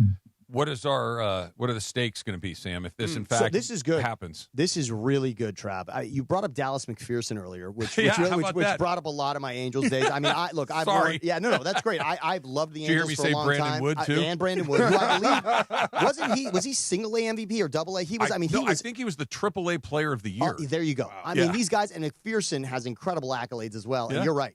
But by the great part of this is, should we do something on maybe an Angels or Dodgers game? Like, I feel like maybe there's something in there for us to do to put it on this, considering it's LA versus Anaheim. Yeah. So maybe it could be something along those tots. lines. You know what it could be? Actually, I remember, weren't you guys talking about the hot dogs and the beers during the game? 999. The 99. Yeah. Maybe we go 999 at which stadium is right? Whoever wins, the other guy's got to go to his stadium basically and try 999 and go 999. That works. I would have to go to an Angel game and try that? Correct. Oh, boy. The worst part of that would be having to go to an Angel game. They're playing well right now. I mean, they're a great series against the Yankees. That was a great series. Trout and Judge put on a show, man. You got to win that series, though, I know. for the Angels. You can't lose that. Classic Angels fashion. They lost that in a very typical Angels way, including the game last night. To blow that was ridiculous. But I think those stakes should be on the line. And I'll just ask you guys, though, would you, if you're a Kings fan, and we asked people this, a lot of people wanted Ducks Kings, which makes sense, Trav. A lot of fans called and said they wanted the Oilers for a fifth straight time. That's Stockholm syndrome. It's got to be. I think it's wild. And here's even more crazy. The Kings could host a playoff series. There's a scenario here where the Kings tonight end up being won over Edmonton. Here's where it is. Yeah. Kings win in regulation or OT. Ducks lose in regulation or OT. And the Oilers lose in regulation. The Kings would host Edmonton. And that starts, we've now gotten the information. Want them. No, well, here's the thing. You don't want them. And they went up 2-0 in that series last year and still lost it. But ain't going to be no rematch. Ain't going to be no rematch. One thing we do know, the Kings, if they end up playing the Avs, that game is set for Saturday. Sorry, for Sunday. For Sunday. That game is set right now. The Colorado knows their game one is at home on Sunday, whoever the opponent is, which still could be Oilers, Ducks, or Kings. Yep. All those are still in play. And if the Kings end up in any of those other series, hosting the Oilers, going to Edmonton, or going to Anaheim, those series start Monday, no matter what. Softest division in hockey this season has been the Pacific Division. Does he know the Connor McDavid quote about the division? Go ahead. What did he say? He said it's been a bit of a pillow fight in the Pacific Division. It's been none of the teams are that is brilliant. Particularly daunting. A pillow fight. It's been a pillow fight. He actually said that? He said it, which is great, and he knows it. And he's ended up, he's been in the Stanley Cup final the last 2 seasons, so he gets it and he knows it, but these teams have not separated from So one with another. the pillow fight in mind, is there a best team in the is it Edmonton because they have McDavid and Draisaitl? Are they just maybe the most dangerous? I would just be irresponsible if I didn't say the team that went to the final the last 2 seasons and it largely hasn't lost much and frankly has a slight upgrade in goaltending. Yeah. That should be the team that's in the final. So I would say that. I am interested in the Tortorella Vegas Knights. Yeah. That's just an interesting thing. And he's a crazy person. I love him. Yeah, he's a by the crazy way, person. So he was on him. the coaching staff for Team USA. A lot of people think maybe him and Eichel, who was also on that team, maybe that's where they got together and this whole thing started. That maybe it. And by the way, you guys brought something up earlier, which is really fascinating. And I know DeAndre has got a big opinion on this, but eggs and jelly. That's. by the way, I'm a talk to your man. No. Talk to your man. I'm raising my hand. I'm talking to him because I am all for it. You're gross. Eggs and jelly? My son now, when I give him eggs, he looks at me like, what kind of eggs? Like, where's the jelly? Scrambled eggs? No. My son Levi is looking at me, where is the jelly? What kind of eggs? No. Scrambled eggs? Scrambled. I mean, I'll do it with anything. If it mixes, I'll do it with anything. But it is best with scrambled. Yes. It is see what you're doing to the You're world? a bad dad. I'm just telling you right Does now. Levi have a preference like grape, strawberry, raspberry? I did tell DeAndre that grape does hit hardest. Grape does. No. Grape it Stop does. this. What am I? Kill his mic. I guess I was wrong, but I mean, look at this. And This I'll is- take this it. By is the way, music to my ears. I'll take it straight out of that square packet. By the way, and put it on as if it's a slice of butter, Look, and just crush it there. Here's the thing. Here's the thing. DeAndre is a grown man. He can make his own choices, as reprehensible as they might be. Fact. You are a father, You and are you are terrible. responsible for a young mind and a young body, and you need to do better, dare Batesh. you? An eclectic palate it will produce, though. Correct? I mean, No. really, Yes. anything is No. possible. No. If he's into that means anything is possible, This right? is true. He can go in any direction. He's going to end up at from there. Nobu one day and ask for grape jelly. Oh. They're going to throw him out. He's gonna get They're thrown gonna throw him out. Yes, Yeah, see? 100%. It's very true. And by the way, just one thing for the Kings tonight. They're playing Dustin Wolf as the goalie for the Flames. He's got the most viral moment in the league right now. He gave away his goalie stick at the end of the game on Tuesday, and the kid that got his stick plays goalie also and is growing up idolizing him. He got the stick, and the kid just starts pouring tears. Oh. He's been on What's every his name? show. The goalie's name is Dustin Wolf, and he was a junior King. Here's how it comes full circle. Jonathan Quick sort of did the same thing for him. Oh, no kidding. Yeah, wow. so he's got this moment with that's Quick great. where that was his idol, and now this kid could be that. Jonathan Quick just announced that this is it. That's it. That's it for him. Which is pretty cool. Deadlock cinch Hall of Famer, 3-time Stanley Cup He champion. won one with Vegas Yeah, as a that's right. backup, too. And Luke said it the other day, Robitaille, they do want to bring him back for a ceremony. There's a little of he was traded, and it's not like it's a little salty, but everybody needs to get over it, and it's the right way to do it. Why 84 games, real quick? So they want to go to 84. For Travis, this is why, really, they like the rivalries. And right now it's a little staggered. For instance, the Kings played the Ducks 4 times, but the Oilers 3 times. Yeah. They'd rather even a little of that out. And I remember the Ducks and Kings used to play 6 times a season. I know. They really flatten that out, but they want to bring some of that back so those rivalries mean even more. More games is tricky, though. It's a lot. I mean, it's really tricky. My God, yeah, I mean, it's not baseball. The kid's balling. Oh. Yeah. It's a great scene. I mean, the kid really, and he's been on all the morning shows. They've talked to this kid 100 times. You got the braces and the big glasses. It's one of those moments. And the stick looks pretty cool. I mean, it's a big moment. I love rivalries, but more games. It's a lot. I don't love it. I don't necessarily love it. I mean, look, this year, the way it came down to it, look, the Kings did it with 2 games to spare, even though they were terrible most of the season. So I don't know that you needed the other 2 games. And like we know, all you got to do is get in and be one of the 8, and what happens. Well, there's one team that won as an 8 seed as that last team in, and it was these Kings in 2012. So anything truly, they feel right now, anything's possible for how they're playing. Awesome, Sam. Thank you. Love it. Thank you, guys. That grape jelly, baby. Go get that grape jelly.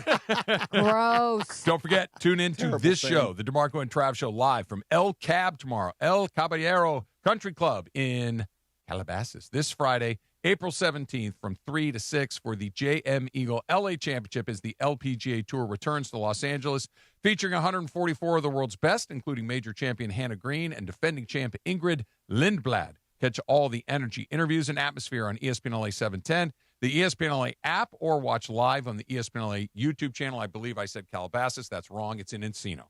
Yes. Even better. Even more in our hood. Yes. Even more. There you go. Further south. Yeah. Thrown off by the jelly. Exactly. I'm just trying to forget what I Thrown heard. off by the jelly. I'm going to report you to Child Services. Yeah. Too late. You're a lost cause. It's one That's true. It's one step past bacon and syrup, but it's right there for me. Wait, what? Gross. Yeah. I mean, this is as beautiful. I used to like you. I did. Man. Oh, my gosh. Awful. Wow. Awful. Little straight up coming up next. It's DeMarco and Trav, ESPN LA. And even though these guys know nothing about good food, because I don't know what they're talking about, I know about good food. And at my family's carne asada, food always matters. And lately, the star of our table has been Amor Salsita. Amor Salsita is something special. Not only is it women-owned, it's homemade, authentic salsa made to share with the people you love, the kind of salsa that brings familia together, doesn't separate them, DeAndre.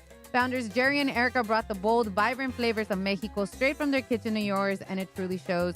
I use it for everything. Listen, I love to marinate my favorite grilled dishes. I put it on my tacos, even adding a little spice to our drinks when we're entertaining. It's that versatile, and it always gets people asking, what is this? And the flavors, smoky, juicy, chunky tomato, creamy avocado, roasted varieties, and my personal favorite, the mango habanero.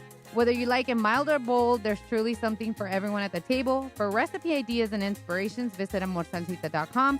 And the next time you're shopping, pick up Amor Salsita at Vaughn's, Albertsons, or Pavilions in the produce section. Amor Salsita. From our kitchen to yours, amor in every bite. Kings fans, what's going on? Your Kings are headed to the playoffs. But guess what? The final game of the regular season. Tonight, 6 p.m., Kings and Flames from Calgary. And after the game, your chance to break it all down with Sam Boney right here on Kings Talk. What do you think? Who are the Kings playing in the playoffs? We're going to find out today. The game starts at 6 p.m. right here on ESPN LA, your home for Kings hockey.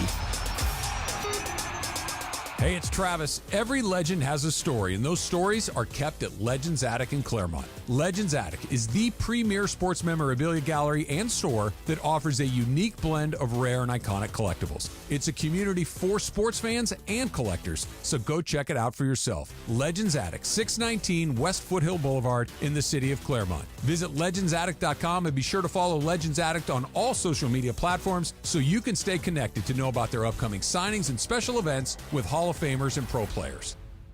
Hey, Laker fans, it's time to team up with National University for an affordable, achievable bachelor's or master's degree. Choose 4 or 8 week courses and call timeout anytime you need. Free tutoring, career counseling, and more. Plus, NU has a generous transfer credit policy and offers year-round enrollment. Best of all, NU's Believe and Succeed Scholarship awards up to $6,000 annually toward an industry-current bachelor's or master's degree. Apply by July 31st at nu.edu. Terms and conditions apply. Mornings in LA start with Sedano and Cap. One name sounds mean, Mick Cronin. You know, the other guy just sounds pleasant. That's the man. Weekdays starting at 7 a.m. on ESPN LA. I get it, but if I have a chance to play for somebody else who I think is a better coach, I would go play for that guy. But Mick Cronin versus Dusty May, it sounds mean, right? Like Mick Cronin versus Dusty May. Right? It's like that coach right there, that's Mick Cronin, and he's mean.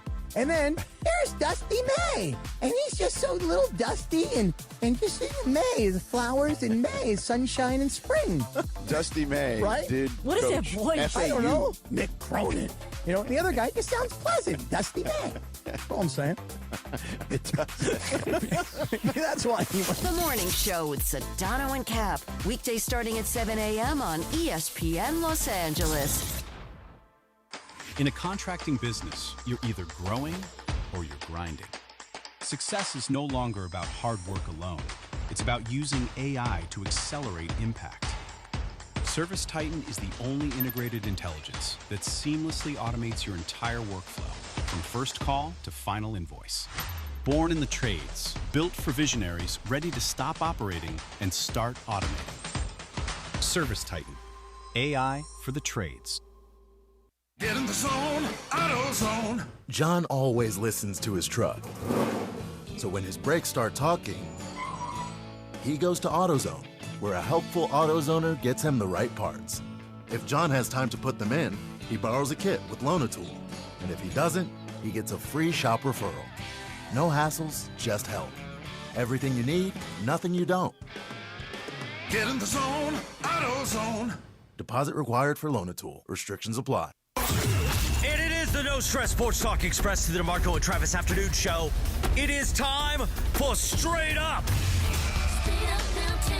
with Sweet Tea Travis Rogers. Straight Up on the DeMarco and Travis Afternoon Show, made possible by Blue Ice Vodka. Blue Ice Vodka, America's largest potato vodka. Double gold rated, just 64 calories an ounce, and made from Idaho potatoes. Clean, smooth, no additives. Blue Ice Vodka, premium taste, nothing extra. Let's do it. Straight Up with Travis Rogers right now.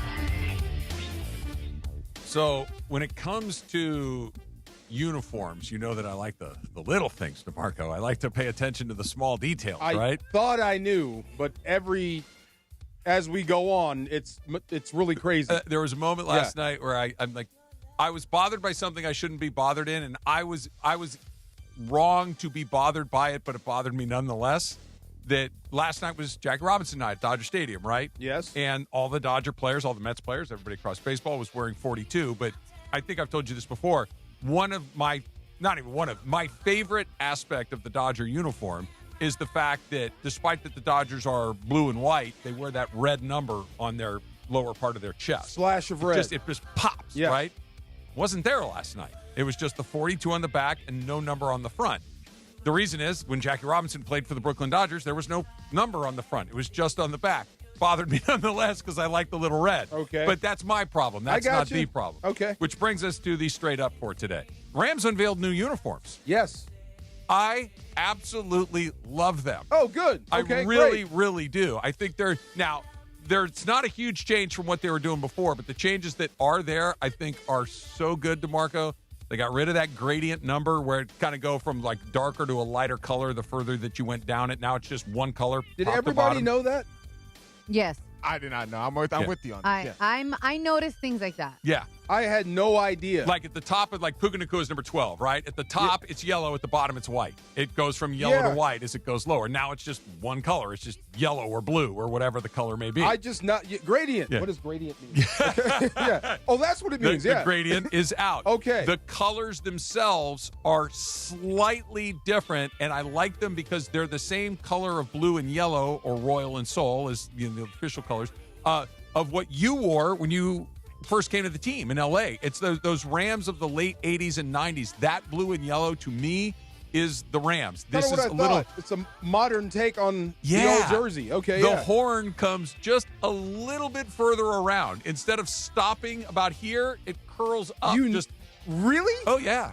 Did you guys see that, too? Yeah.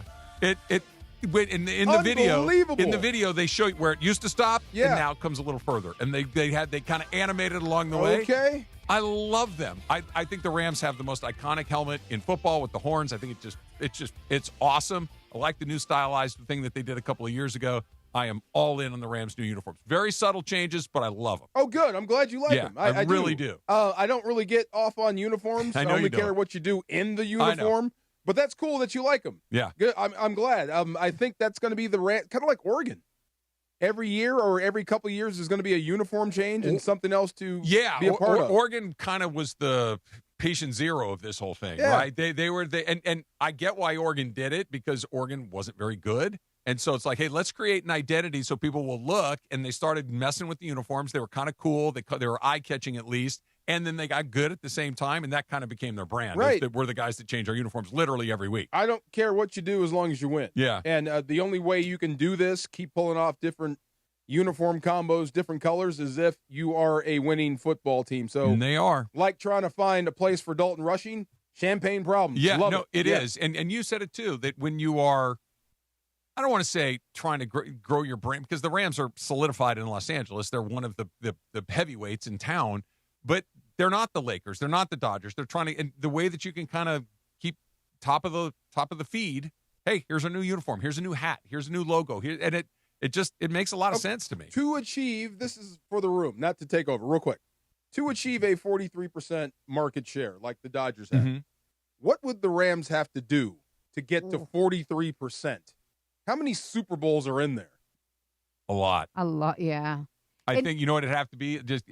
They'd have to do like a Patriots kind of run over 20 years. Like a dynasty. Like where you, and like a dynasty. 2 dynasties. There you go. Oh like one that starts here and then never doesn't fade away, but kind of wanes a little bit. And then all of a sudden it's like, wait, we're doing it again. And it's not just we got one more. Like the Cowboys won 2 in a row, went away for a year, and then won another one. And then they haven't been back since. What the Patriots did, they had like 2 distinct dynasties over 20 years. Yeah, it's true.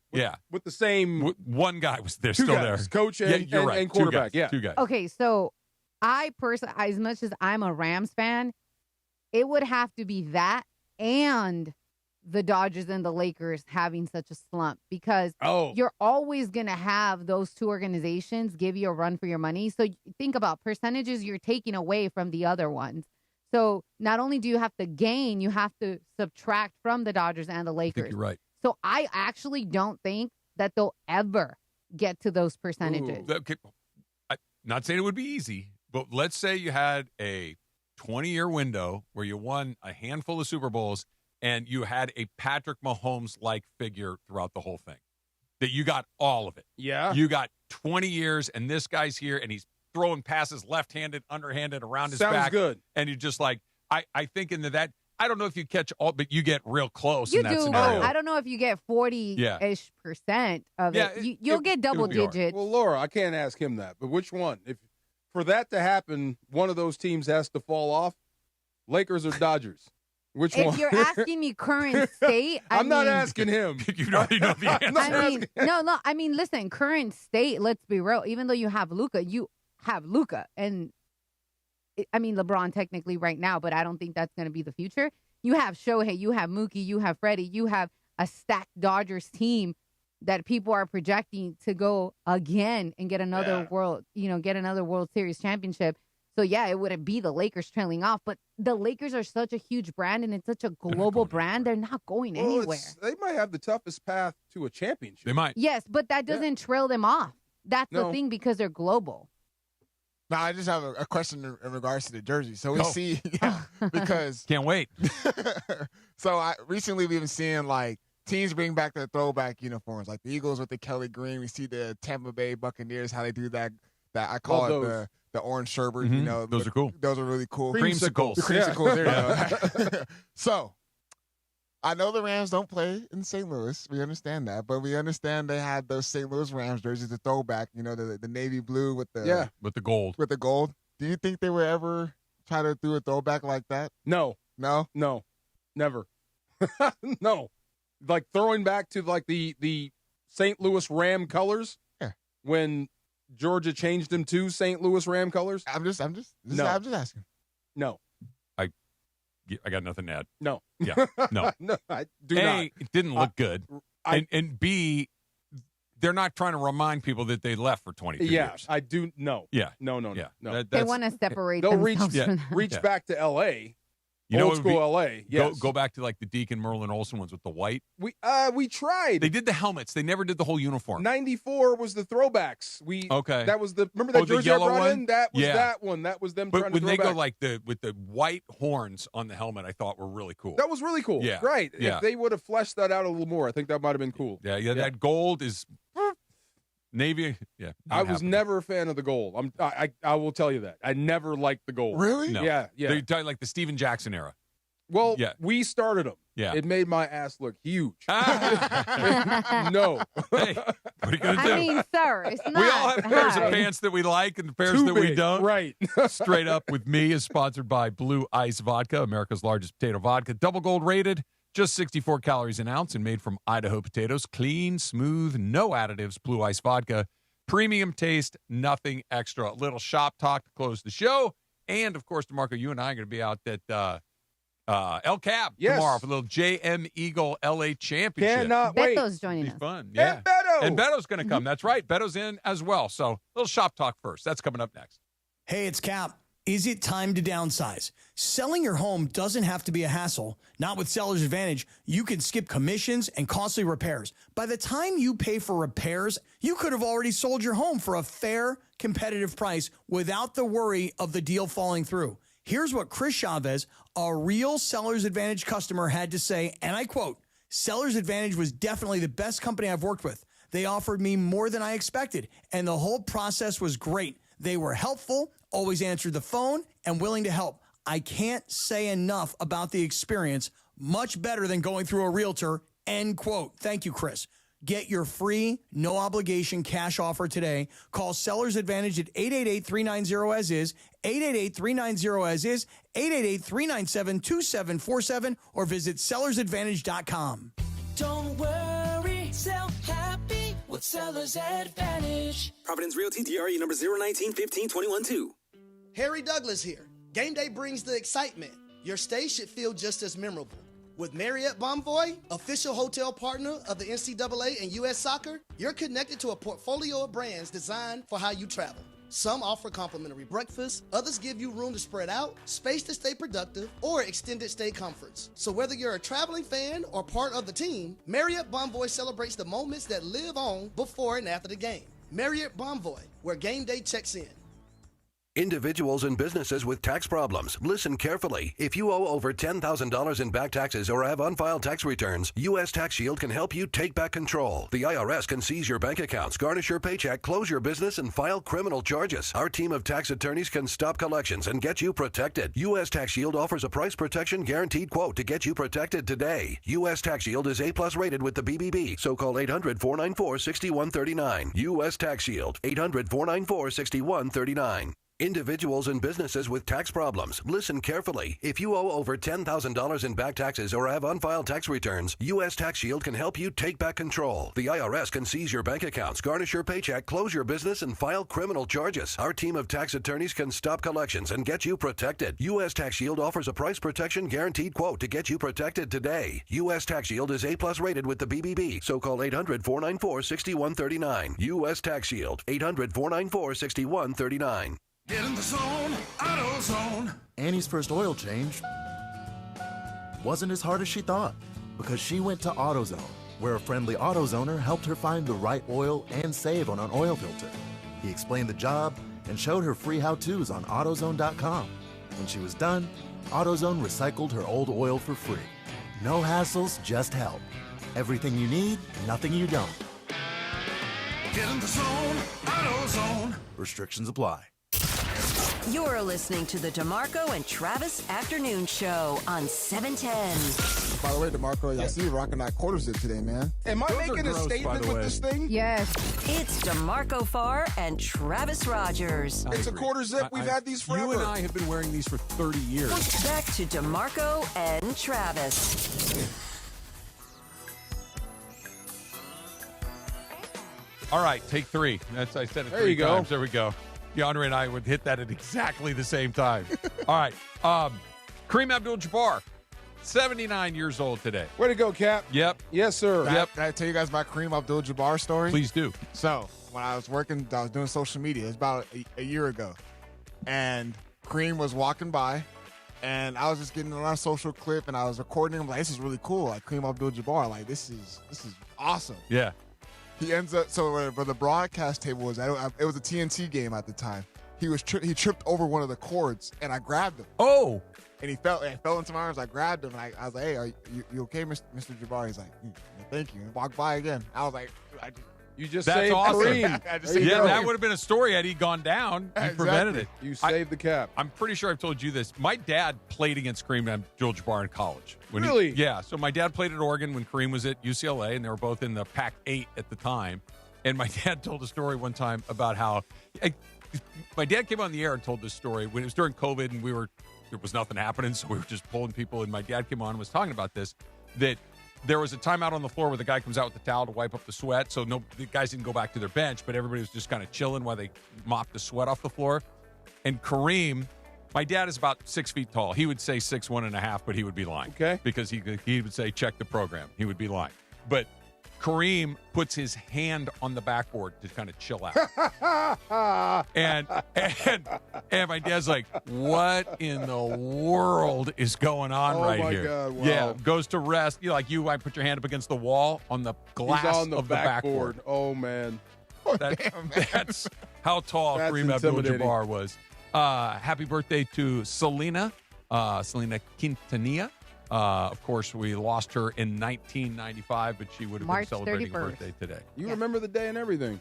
Selena. Listen, it's a big deal. I remember when it happened, I was really, really young. I was born in 88, so I wasn't that... You're only 7 years old. Yeah, I was super young.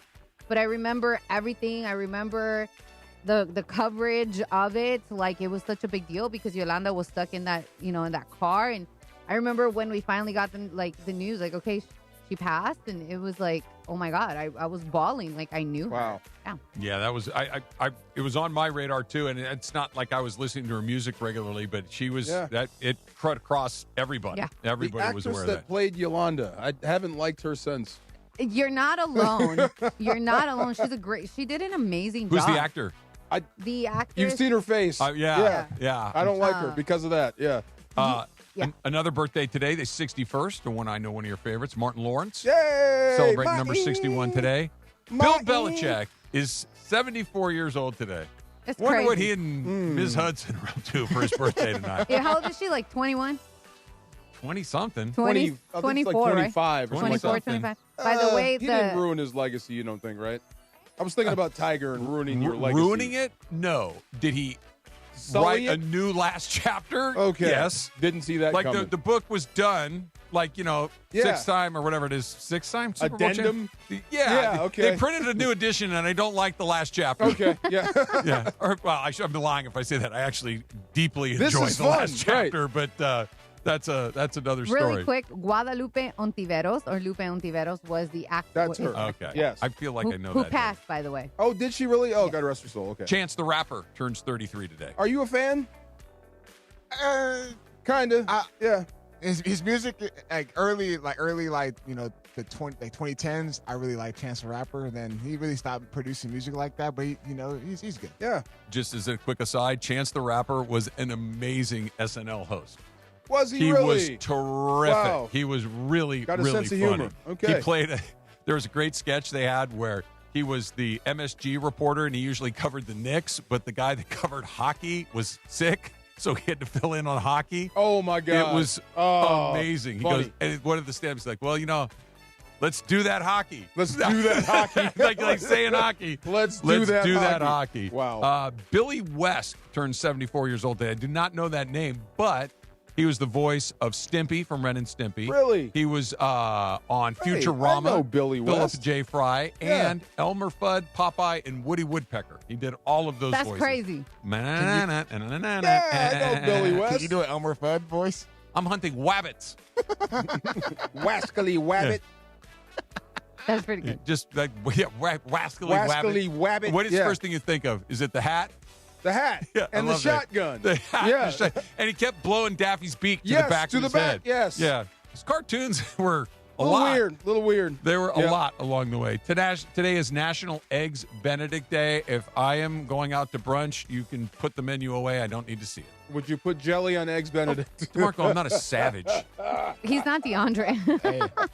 First thing I thought, eggs and jelly. Come on. The reason Eggs Benedict is great is like somebody said, hey, we got some poached eggs that got really runny yolks. How can we make it better? How about if we just add a bunch more yolks and call it hollandaise sauce? Perfect. Awesome. Let's Put go. an English muffin and some ham on there, and we're off to the races. By the way, I got a message from Christian, and he said he never felt connected to DeAndre because he puts jelly on his McMuffin.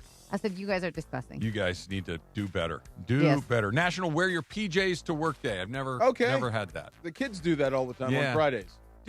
Okay. Yeah. Now I'm going to sound like an old man for 5 seconds. Like when I go to the grocery store and you see people walking around in pajamas, it's gross. My PJs have holes in them. It's gross. Wait, what? Really? No, my PJs don't. Like, and don't wear PJs in the gym too. No. Oh, Thank you. Weird. Go to sleep or lay on the couch when you have the flu. That's what you wear your PJs for. Thank you. Maybe on a Saturday morning you can watch them and wear some bed. TV. Absolutely. Yes. See you at the golf course tomorrow? With jelly. We'll see you at the golf course at the Jelly.